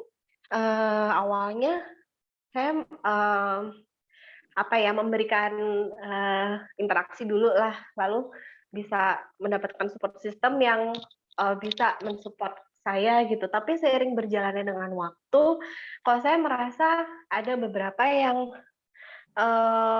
tidak sevisi misi lagi, dan saya merasa kok malah saya jadi yang tertekan gitu. Nah, tapi saya tidak ingin hal itu berlangsung berkelanjutan, hubungan menjadi tidak baik. Jadi bagaimana sih Bu mengatasi seperti itu? Mungkin ada fase naik turunnya dalam menghadapi kondisi support system saya yang baru ini loh. Ibaratnya kayak entah itu komunitas, entah itu dari orang-orang di sekitar, yang mungkin mereka juga moodnya naik turun gitu Bu. Gimana ya Bu ya kira-kira? Makasih. Mungkin bisa dijawab. Boleh Bu Ferry, silakan langsung dijawab. Oke. Ya, memang kadang kita ada di kelompok-kelompok yang mungkin punya jalan yang kemudian berbeda ya, dan itu bukan hal yang aneh, artinya ada gitu ya Mbak Indira, ya pasti ada lah gitu, kita menjadi tidak cocok dan lain-lain. Dan saya rasa kita nggak boleh kemudian merasa nggak enak ya gitu, karena memang sudah prinsipnya berbeda ya. Mohon maaf gitu, kita harus bisa menentukan arahnya gitu. Kalau memang itu sudah tidak bisa ditolerir lagi, dan menghadapinya bagaimana itu tentunya dengan cara-cara yang biasa dilakukan oleh kita. Tentunya menghindari konflik tadi ya disampaikan oleh Mbak Ayu. Saya pun pernah mungkin ya mengalami hal yang seperti itu. Kalau saya ini memang cenderungnya orang yang nggak suka konflik gitu ya, jadi kadang prefer untuk mengalah gitu. Mungkin nggak baik sih ya kalau kemudian, tapi saya kadang melihat juga apa sih untungnya kalau saya kemudian fight for it, kemudian ada friksi gitu, artinya keuntungannya juga nggak ada gitu. Jadi memang balik ke diri kita sendiri sih, nilainya apa yang mau kita pertahankan, kemudian kalau memang sudah berbeda sekali ya kita harus bisa memisahkan diri dari orang tersebut gitu. Dan support system itu kan orang itu selalu ada. Saya katakan tadi ketika di sekolah anak-anak itu kita tuh dalam situasi yang kepepet tuh pasti aja ada support gitu. Ada orang-orang yang kemudian mau ikut ambil tanggung jawab, kemudian mau ikut membantu, pasti ada gitu. Nggak cuma satu orang itu gitu, berganti-ganti sesuai dengan kalau saya bilang tuh ini seperti jalannya dibukakan oleh Allah gitu. Ada aja gitu jalannya untuk menyelesaikan masalah kita. Ada aja gitu orang-orang yang kemudian dikirim untuk ikut membantu kita gitu. Jangan takut untuk kemudian kehilangan support system, karena support system pasti akan ada terus. Bahkan saya kemarin lagi habis ngobrol sama Mbak Fatia itu, saya juga terheran-heran, bisa juga ya support system itu online gitu. Yang dilakukan Bu Fatia ini, baru terpikir gitu bahwa betul juga ya, bisa kita membuka peluang itu online gitu. Online itu kan limitless ya, ada yang di Belanda, ada yang di mana gitu. Jadi don't worry, support system itu jalan keluar ya. Support system kan sebetulnya jalan keluar kan. Jalan keluar itu terhadap satu permasalahan akan selalu ada, dan cara yang kita pilih itu cara yang paling cocok untuk kita. Jangan kita compromise untuk menjaga perasaan orang lain. Gitu. Itu yang perlu digarisbawahi Ibu-Ibu, bahwa support system itu adalah tadi ya Bu, untuk mendukung, tapi jangan mengkompromis malah kesehatan hati kita. Ya. Bu Indira, ini pertanyaan selanjutnya. Private, ini gimana sih caranya supaya kita itu bisa mengevaluasi sebenarnya mimpi kita tuh udah sampai mana, terutama juga ketika ibu-ibu nih nggak terlalu tanggap sama tools teknologi atau digital. Gimana kita mengevaluasi mimpi kita, Bu Indira? Ini pertanyaannya cukup dalam ya. Mengevaluasi mimpi itu ternyata tidak bisa lewat aplikasi digital tuh, Bu. Andai kata ada, Bu, kayaknya saya juga mau ikutan tuh. Tapi mungkin nggak sayangnya juga ya, malah mungkin kita harus bersyukur bahwa teknologinya nggak ada tuh buat kita mengevaluasi mimpi secara digital. Saya rasa mengevaluasi mimpi itu kayak dialog dengan diri kita ya. Dan saya yakin bahwa kita itu bertumbuh kan. Kita kenal dengan orang, waktu juga berjalan, kita punya musim-musim hidup lah ya gitu. Dan itu akhirnya membuat mimpi kita bisa jadi berubah. Banyak banget perempuan ya dan ibu yang saya temui, yang saya wawancara, mereka itu mengaku bahwa mimpinya 5 tahun lalu itu beda sama sekarang. Jadi kadang-kadang juga apakah mimpinya hanya satu? Enggak, ternyata malah dia jadi punya lebih banyak mimpi gitu. Atau sebaliknya, dulu dia punya banyak mimpi, akhirnya dia fokus hanya ke 1-2 mimpi doang. Jadi saya rasa cara mengevaluasi mimpi itu akhirnya, kalau saya ngeliat ke diri saya pribadi ya Bu ya, yang saya lakukan itu adalah saya lihat dulu sih, saat ini saya lagi di musim hidup yang seperti apa gitu. Saya ada di lingkungan yang seperti apa sih gitu. Yang saya kerjakan ini membuat saya merasa fulfilled nggak ya gitu. Saya puas nggak sih dengan apa yang saya kerjakan? Saya senang nggak sih? Saya merasa akhirnya saya jadi bermanfaat nggak sih? Jadi berkat buat orang nggak sih? Kalau saya pribadi itu kayak checklist buat saya sendiri sih. Pas banget Ibu bertanya karena dalam 2-3 hari saya emang kayak lagi mengevaluasi lagi gitu loh. Ini masih di jalurnya nggak ya gitu. Masih ke sini nggak ya arah mimpi saya? Saya masih termotivasi nggak sih? Saya masih bergelora menjalani nggak sih? Terus saya lihat ke kiri kanan, teman-teman ini masih sevisi nggak ya sama saya? Masih ada nggak sih yang akan barengan gitu? Kalau misalnya nggak ada, mereka pergi ke yang lain, mungkin saya akan evaluasi juga.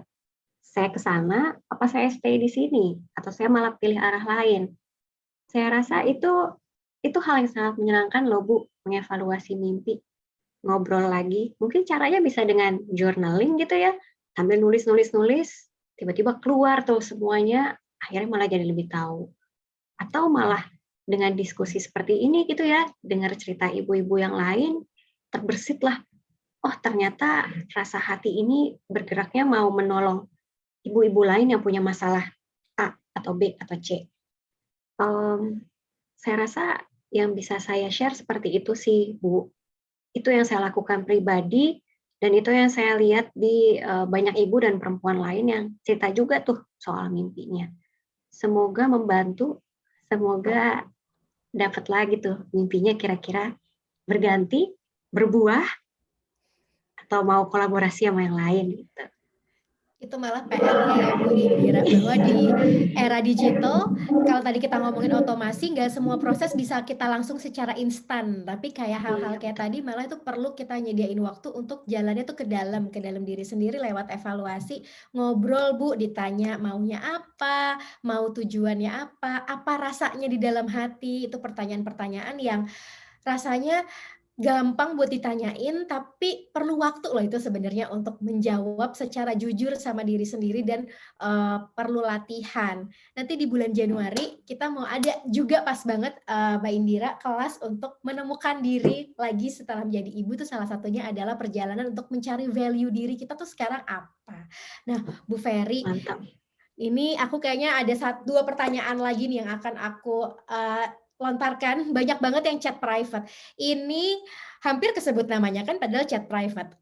Gimana sih caranya kita sebagai ibu yang ingin tetap meraih mimpi, tapi bisa mengelola rasa bersalah kita ketika harus membagi waktu antara mengejar mimpi dan waktu dengan anak. Mungkin di pertanyaan ini Bu Ferry juga bisa share pengalamannya ketika bertemu dengan ibu-ibu inspiratif, itu gimana mereka mengelola rasa bersalah ini Bu Ferry. Ada nggak sih rasa bersalahnya? Ya,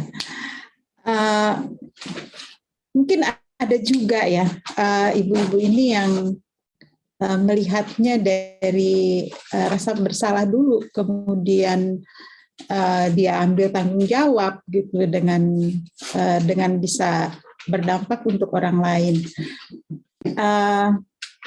Tapi rasa bersalah itu kan sebetulnya yang tadi diceritain Mbak Indira, lagi nyetir ini pikirannya kemana gitu ya. Perempuan itu cenderungnya gitu, memang multitasking dan multi-thinking.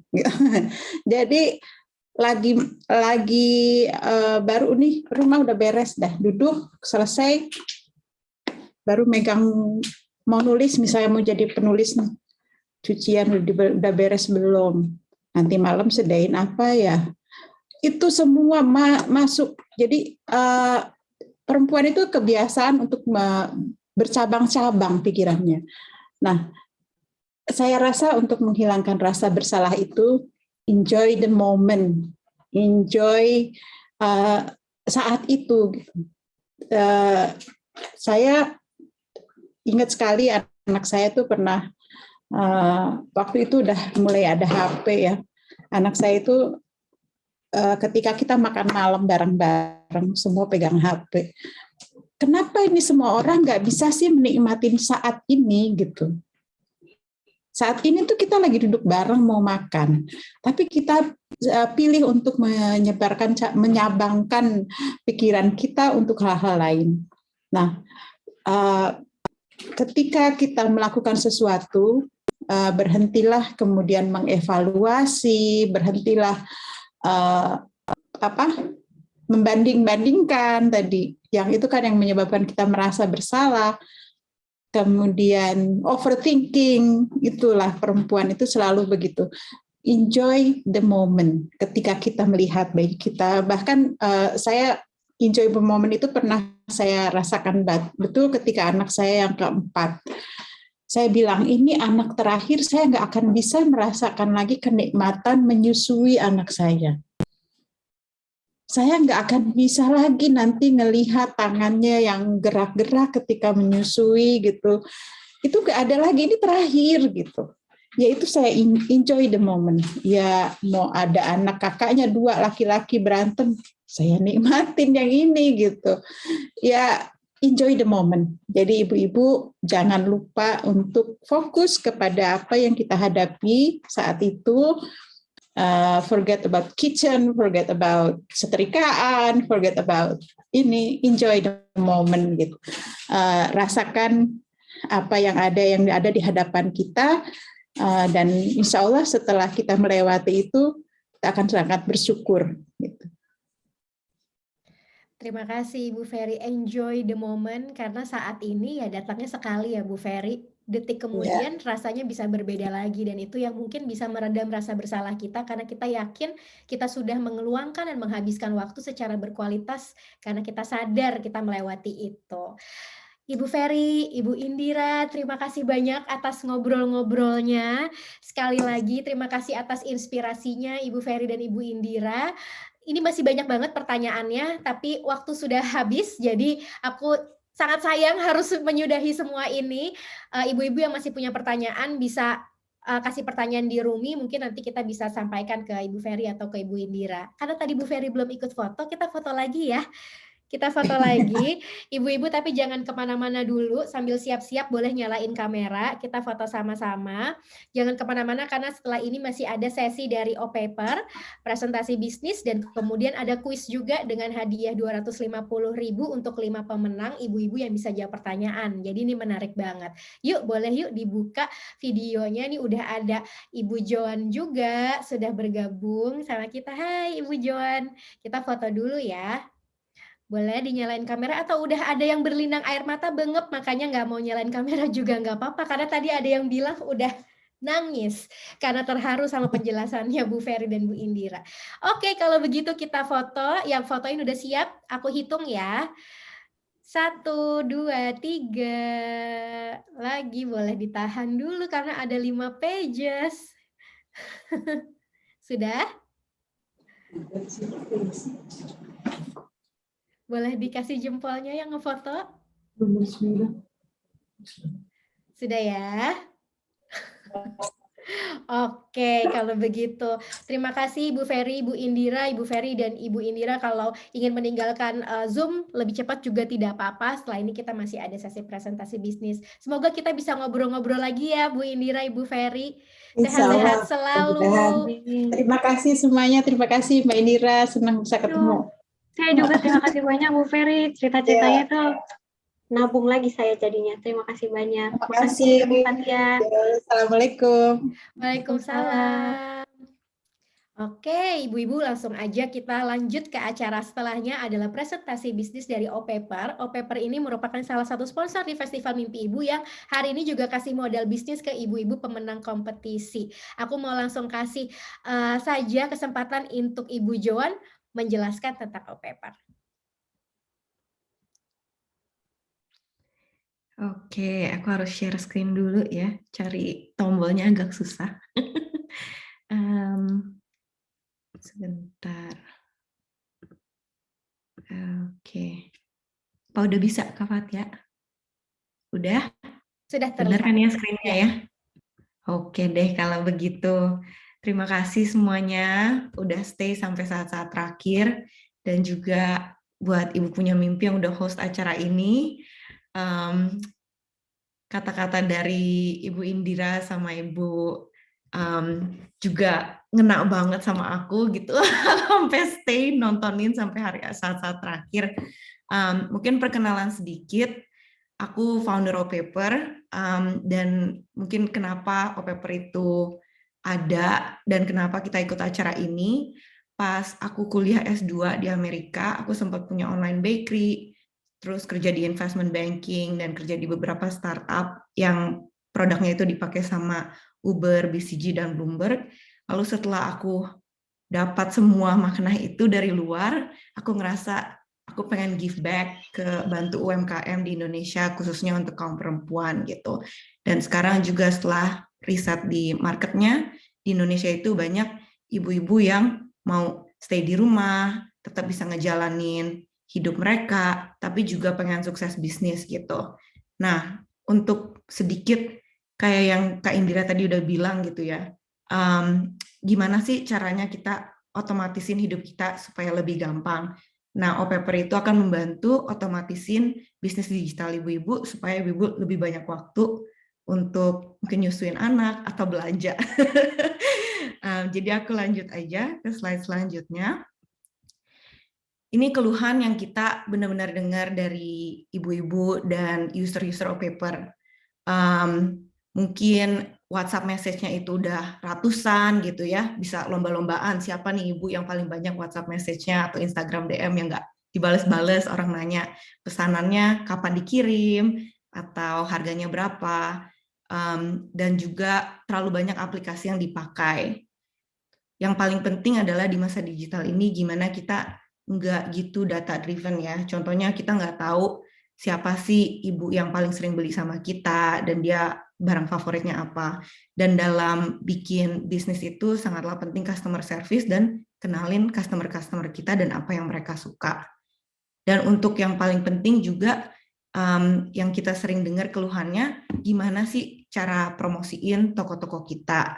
Tuh. Dan dari Ibu Punya Mimpi juga udah ada bootcamp yang keren-keren gitu ya, ngajarin gimana caranya paid advertisement, boost di Instagram, dan aplikasi OPaper juga akan bantu untuk membantu otomatisin semua proses-proses itu.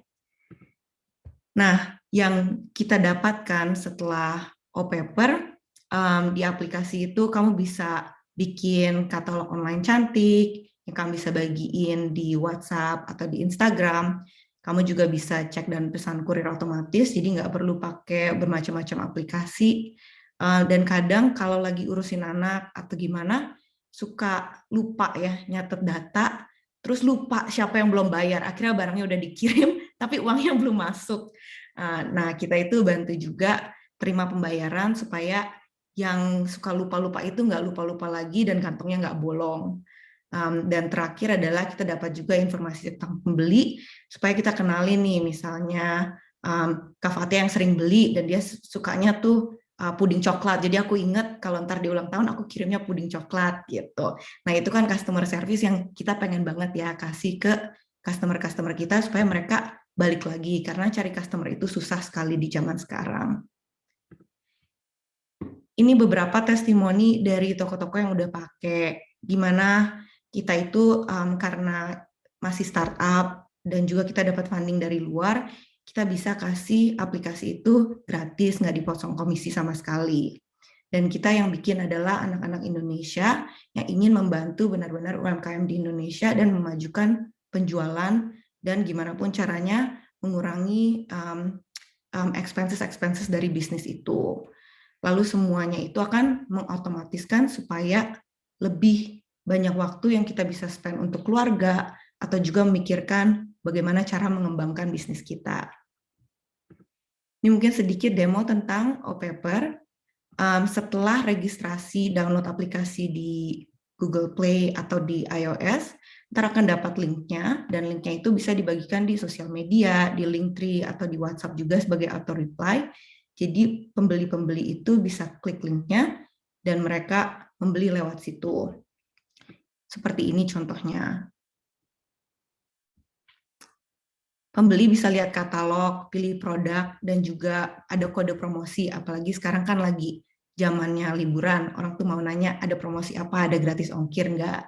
Saat mereka beli, mereka bisa isi alamat, lalu kita akan langsung cek ongkir dengan otomatisnya. Dan dia juga bisa menjemput di alamat ibu-ibu kalau ibu lebih pilih di barangnya itu dijemput. Setelah konfirmasi pesanan, semua pembayaran itu bisa dari berbagai macam bank, bisa juga dari e-wallet dan lain-lain. Jadi semuanya itu sudah otomatis. Dari bagian ibu-ibu cuma dapat notifikasi aja nih, pesanan masuk gitu kan, seru kan. Jadi udah nggak usah ngurusin notifikasi untuk balas message, tapi udah dikasih tahu hari ini itu omsetnya berapa. Dan semua pesanan akan tercantum rapi, uangnya pun langsung masuk ke wallet. Jadi itu udah gampang sekali. Satu aplikasi end-to-end bantuin bisnis ibu. Dan ini partner-partner kita yang kita udah pakai untuk terima pembayaran, bisa dari rekening mana aja. Dan juga bisa cek ongkir dan pesan kurir dari mana aja. Jadi bisa dalam kota, dalam luar kota, semuanya itu udah bisa. Dan mungkin kalau lihat gitu ya, kayak wealth of features yang kita udah ada, sebenarnya itu kita masih banget baru, tapi kita itu komitmen banget untuk bantu-bantu UMKM di Indonesia. Makanya dalam waktu yang singkat kita udah dapat 10.000 installs, dan kita baru launch itu padahal 3 bulan. Dan saat ini top users kita pakai untuk penjualan makanan dan minuman, termasuk pre-order. Fashion juga banyak, karena yang pakai banyak kayak ibu-ibu gitu ya, kejualan hijab, jualan scarf, dan lain-lain. Produk kecantikan juga banyak, kayak yang buat spa atau luluran gitu. Dan yang paling terakhir kadang kita suka lihat produk digital seperti top up pulsa dan banyak lainnya. Ini kita juga bantuin kadang promosi toko ibu-ibu atau users kita di Instagram kita. Ini ada beberapa toko yang aku highlight di sini aja. Nah, untuk next-nya, kalau berminat bisa juga download aplikasinya. Kita ada di Google Play, lalu kita baru rilis juga di iOS. Atau mungkin kalau masih bingung-bingung, tim customer service kita bisa di reach out dari WhatsApp, dan itulah nomornya. Sejauh ini udah sih itu aja Kak Fatia. Ada pertanyaan atau apa nggak sebelum aku ke quiz? Wow, ini emang sesuai temanya digitalisasi bisnis ya, Bu Joan, bahwa emang bantu bisnis-bisnis online ibu naik kelas. Jadi udah ada tadi kalau kita ngomongin otomasi, ini banyak banget hal yang bisa diotomasi. Mulai dari tadi rekap data penjualan, atur produk katalog ya, terus stok barang, informasi detail tentang pembeli, sampai cek harga kurir. Ini yang biasanya makan waktu, karena setiap aplikasi harus dicek, terus kayak aduh alamatnya kurang lengkap dan sebagainya. Jadi kadang-kadang nunggu itu aja tuh lama. Ini kita masuk pertanyaan dulu Bu Joan atau mau quiz dulu? Pertanyaan dulu boleh, mungkin ada beberapa, habis itu kita masuk ke quiz. Sip, aku buka buat coba 3 pertanyaan dulu ya. Ini ada yang bertanya, OPaper aplikasinya berbayar atau gratis? Gratis. Nah, itulah salah satu keuntungannya ya. Dan perbedaan kita dengan marketplace juga. Karena marketplace satu, barang kita itu dijajarin sama toko-toko lain gitu kan. Misalnya kita jualan brownies, ntar ada yang bayar advertisement jualan brownies juga. Terus fotonya mirip-mirip lagi. Harga kita 15.000, harga dia 13.000. Ya nggak ada yang beli lah gitu kan. Nah, ini semuanya usernya itu untuk kita, karena promosinya langsung dari link toko yang kita sebarin di WhatsApp grup pribadi, atau dari Instagram, atau dari kita paid advertisement. Lalu juga kalau di marketplace itu kan potongan komisinya lumayan besar, kalau ini nggak ada sama sekali. Wah, ibu-ibu ya kan, itu yang dicari itu yang nggak ada potongannya, dan nggak kompetitornya nggak sebelahan ya Bu Joan. Jadi orang bisa benar-benar fokus lihat barang kita. Ini ada pertanyaan, dan menarik hari ini nggak cuma ibu-ibu, ternyata ada bapak-bapak juga mau tanya, bisa di kota mana aja untuk download OPaper? Bisa ya, aku nggak ada screenshotnya, tapi kemarin tim kita juga, karena kita penasaran di mana aja sih yang pakai. Lebih banyak di daerah obviously kota Jawa dan juga kota Bali. Sumatera juga udah ada yang pakai, Kalimantan udah ada. Sulawesi mungkin masih belum begitu, tapi kita udah ada karena pengiriman kurirnya itu bukan cuma Gojek, Grab, tapi ada juga yang lain-lain yang bisa tracking gitu. Dan aku nggak tahu mungkin ini joke atau gimana, tapi ada beberapa juga yang di Papua. Nah itu mungkin aku perlu cek ya benar nggak gitu, lokasinya di Papua. Tapi pas kita lihat di mapnya itu ada yang download dari situ. Wow, jadi sebenarnya bisa di seluruh kota di Indonesia udah bisa pakai dan download ya, Bu Joan ya. Betul. Oke, ini langsung auto download atau pengen download semuanya. Ini pertanyaan terakhir, mungkin perlu dijelasin lebih nih Bu Joan karena masih ada yang nanya gimana sih caranya daftar OPaper. Setelah download ada nggak sih hal-hal yang dibutuhkan juga terkait bisnis yang terkait dengan pendaftarannya? Mungkin bikin OPaper itu kayak katalog yang ibu-ibu suka bikin di mungkin Google Form ya, atau di informasi highlight di story Instagram. Perlu yang nama tokonya, lalu perlu kapan sih hari bukanya, atau ada pre-order settingnya, dan juga tambah foto-foto barang yang ingin dijual, supaya pembeli itu kan tahu mesti pilih barangnya apa aja. Jadi itu informasi dasar yang kita butuhkan. Dan kadang mungkin agak mager ya, atau susah juga gitu kan, download aplikasi, isi-isi informasi itu. Dan makanya customer service kita itu akan selalu membantukan. Mungkin di awal-awal ada 10 produk, bisa dikirimin ke mereka, atau share mungkin Shopee link, atau highlight. Jadi biar kita bisa bantu copy dan siapkan toko itu untuk ibu-ibu juga. Jadi bisa dibantuin untuk setup tokonya sendiri ya. Betul. Udah Karena mungkin orang-orang lagi. seperti aku ya, kadang agak males gitu kan awal-awal. Mager. Nah, perlulah dibantu. Sip, kalau gitu ibu-ibu kalau masih ada pertanyaan boleh, tapi kita mau masuk ke kuis dulu nih yang akan dibawakan sama Bu Tiffany dari OPaper. Mungkin aku undang Bu Tiffany untuk langsung kasih kuis nih ke ibu-ibu yang sudah menunggu. Oke, selamat malam ibu-ibu semua. Hari ini kita mau quiz time dulu ya. Jadi untuk 5 pemenang totalnya nanti ada saldo e-wallet sebesar 250.000. Jadi nanti untuk jawabannya tinggal cepet-cepetan aja, diketik ya di kolom chat. Nanti kita langsung pilih pemenangnya on the spot. Oke, boleh kita langsung masuk ke pertanyaan pertama. Boleh next slide. Apa bisnis impianmu? Ayo ibu cepet-cepetan. Ini langsung lemesin jari Bu, ayo Bu.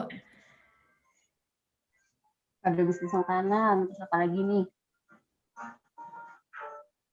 Bisnis buku, ada fashion, ada bisnis ramah lingkungan. Ini langsung diumumin pemenangnya atau gimana Bu Tiffany? Langsung kita umumin, makanya aku kasih waktu buat teman-teman untuk jawab. Sip. Wah, ini ada yang menarik nih dari Bu Keiko, membuka pujasera online di mana berkolaborasi dengan home business dan ibu-ibu partner yang hobi masak. Ini menarik sih jawabannya, cukup kreatif ya, apalagi belum ada aku pernah dengar kayak pujasera online terus kolaborasi sama home business dan ibu-ibu partner. Jadi selamat ya untuk Ibu Keiko, nanti boleh nanti kita save untuk minta kontaknya juga. Nanti aku akan DM untuk langkah selanjutnya untuk kita kirim saldo e-wallet. Terima kasih Bu Keiko. Next question, boleh. Apa bisnis online yang lagi kamu jalanin? Ya, teman-teman boleh langsung diberi jawabannya di kolom chat.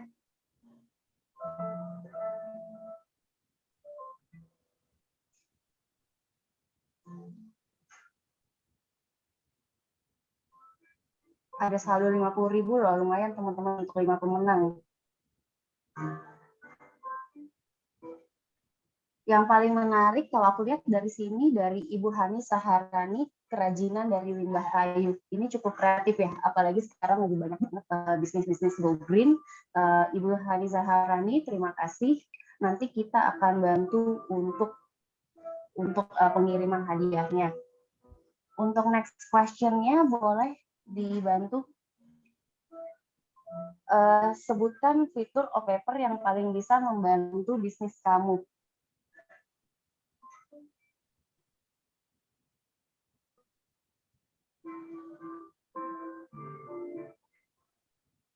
Seragam cek ongkir. Cek ongkir, rekap pesanan. Ada lagi?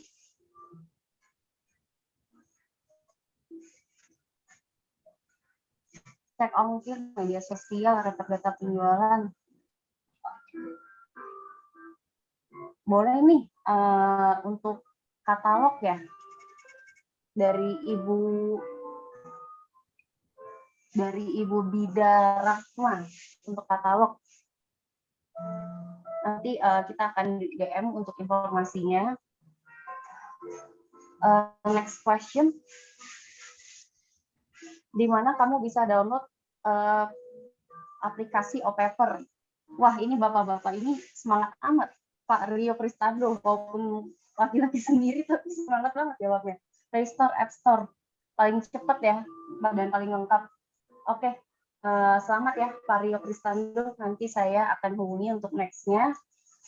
Dan untuk pertanyaan terakhir, sebutkan 3 toko online favorit yang cocok pakai aplikasi OPaper.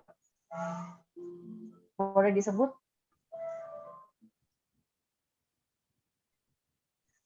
Boleh, ini dari Instagram, e-commerce, jadi kalian langsung sebut brand aja.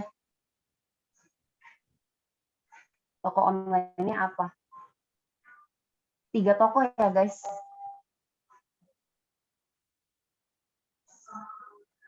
Aku kasih waktunya agak lama deh, soalnya kan mungkin ada yang harus browsing-browsing dulu. Kalian langsung aja nih. Aku kasih waktu agak lama buat yang ini. Bisa Bu Asyana, kita harus Karena banyak loh sebenarnya. kolaborasi untuk selanjutnya. Nanti siapa tahu kita juga bisa kolaborasi lagi kan sama Ibu Punya Mimpi bareng juga store ini. Apakah ada yang mau bisa sebut brand lagi? Wah, nih cepet nih. Cahyani Widya, Ibu Cahyani Widya, jawabannya ayam geprek bangsu, street boba, dan Mixium ice cream. Thank you Ibu Cahyani Widya. Nanti kita akan hubungi lagi untuk proses pengiriman hadiah. Itu aja sih kuisnya dari OPaper. Terima kasih buat teman-teman juga yang sudah berpartisipasi. Nanti untuk next pengirimannya akan kita bantu dan kita akan hubungi juga dari tim OPaper. Terima kasih Bu Fatia untuk waktunya malam ini. Yeay, thank you OPaper, terima kasih. Selamat ibu-ibu yang pulang-pulang langsung bawa sedikit modal bisnis ya kan, dan langsung download. Semoga setelah sesi ini ibu-ibu bisa mengotomasi bisnisnya dengan lebih baik lagi. Dari OPaper ada yang mau disampaikan lagi, Ibu Joan? Mungkin last word, aku pas join, aku ekspektasinya udah tinggi gitu ya, kayaknya acaranya akan seru. Tapi setelah benar-benar join dan hadir, ternyata ekspektasi aku salah. Acaranya tuh lebih seru dari yang aku sudah pikirkan. Jadi terima kasih banget untuk Ibu Punya Mimpi yang udah host again this festival. It's very amazing, the support system, terus juga komunitasnya. Bukan cuma gimana jadi ibu, tapi gimana juga jadi perempuan. Dan gimana juga jadi sukses. I think it's all very hard things to accomplish. Dan I'm just speechless. Thank you Ibu Joan. Semoga kita bisa bekerja sama dan berkolaborasi lagi ke depannya untuk terus mendukung mimpi-mimpi ibu. Terima kasih untuk ibu-ibu juga. Jangan lupa ini baru hari ketiga, besok masih ada lagi acara seru dan webinar seru. Aku akan kirimin link di kolom chat. Jadi besok itu di jam 4 nanti akan diumumkan juga via WhatsApp group, itu akan ada kelas Q&A dengan Certified Financial Planner Ibu Dian. Itu gratis, nggak ada tambahan apa-apa lagi ibu-ibu, tapi perlu daftar nih di link ini gitu. Dan besok kita akan ngobrol-ngobrol seputar ngatur keuangan, solusi digital pengelolaan keuangan ala Ibu Makin Jago. Besok ada pembicaranya, ada Ibu Marisa, CEO Ibu Punya Mimpi, ada Ibu Anissa Steviani, Certified Financial Planner idola ibu-ibu ya kan, ada Mami Ica Irawan, Ibu Planner, autor Dapur Momica, kemudian Ibu Planner Dapur Momica dan autor Cooking with Love ala Dapur Momica. Juga ada Ibu Anika Faisal, Komisaris PT Bank Jago. Sekali lagi terima kasih bahwa Festival Mimpi Ibu 2021 dengan tema digitalisasi merata untuk Ibupreneur ini nggak akan bisa semeriah dan semenyenangkan ini tanpa dukungan pihak-pihak, yaitu ada Bank Jago sebagai Life-Centric Financial Solution. Bank Jago berkomitmen untuk menyiapkan generasi yang cakap mengelola keuangan dengan fitur-fitur dalam aplikasi Jago. Para pengguna dapat melakukan perencanaan keuangan dengan lebih fun, mudah, inovatif, dan kolaboratif bersama keluarga dan orang tersayang agar semua jadi jago. Juga tentunya didukung oleh Ninja Express dan OPaper, serta media partner para puan, Hai Bunda, Parent Talk, The Asian Parent, dan Mamis Daily. Community partner kita juga ada banyak banget, Millennials, School of Parenting, Wajah Bunda Indonesia, Sidina Community, Mama Kece Community, Sri Kandi Muslimah Planner Community, Indonesia Baby Wearers, BBB Book Club, Cerita Ibu Cerdas, Teman Ibu Indonesia, dan Literasi Parenting Indonesia. Sekali lagi terima kasih ibu-ibu, selamat beraktivitas lagi, atau jangan lupa istirahat karena ini udah malam. Selamat beraktivitas kembali bersama keluarganya, sampai bertemu besok ya ibu-ibu ya. Selamat beristirahat.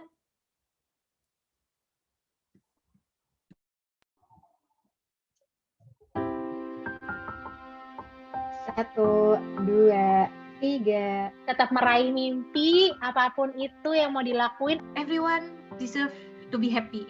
Mamaku saja masih punya semangat, masih punya mimpi. Aku juga akan punya mimpi. Cari komunitas seperti ibu punya mimpi. Mimpi itu kita penting. You're not alone. Bahwa banyak sekali ibu-preneur lain yang mengalami hal yang serupa walaupun tidak sama. Ini bisa membantu kita untuk melihat ke belakang dan bagaimana mengolah pengetahuan kita tentang apa yang terjadi di masa lalu jadi sebuah bekal untuk menjadi lebih baik dalam menjalani hidup ke depannya. Aku yakin juga teman-teman ya di sini pasti bisa banget untuk melakukan hal yang sama ya. Kita melihat lagi kelebihan dan kekurangan diri kita gitu ya. Itu sangat membantu banget.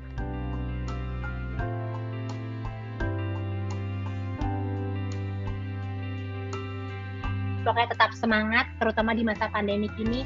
Jangan pernah merasa bersalah untuk menjadi diri sendiri. Sekarang kita mau merayakan semangat dan support ibu-ibu untuk sesama ibu satu sama lain.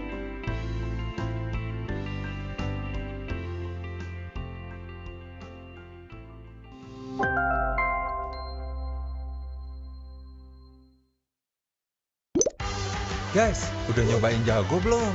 Di Jago, ada yang namanya kantong. Buat pisahin uang jajan, jalan-jalan, beli mobil, sampai biaya nikah. Bayar-bayar, bisa otomatis. Patungan juga bisa. Nabung bareng, nyicil bareng. Yang pasti, semuanya bebas loading. Siap jadi jago.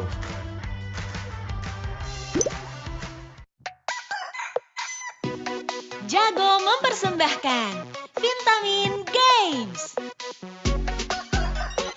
Biar kita semua sehat keuangannya, ikut Vitamin Games. A, B, C, D, E, K, banyak khasiatnya, juga hadiahnya. Vitamin A, analisa pengeluaran. Jago mantau, biar gak kebablasan. Kebutuhan, jago bagi tabungan dan uang jajan. Vitamin C, cek terus pengeluaran. Jago rencanakan transaksi bulanan.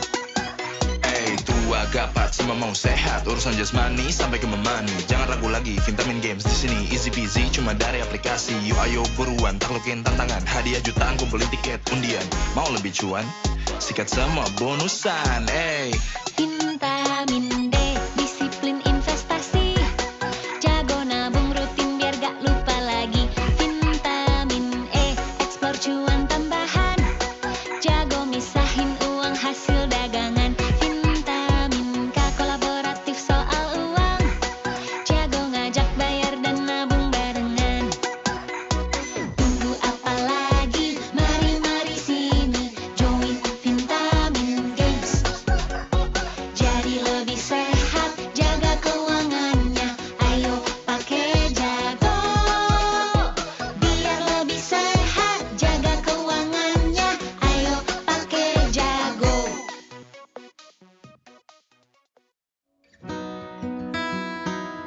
ada saatnya kita butuh dukungan.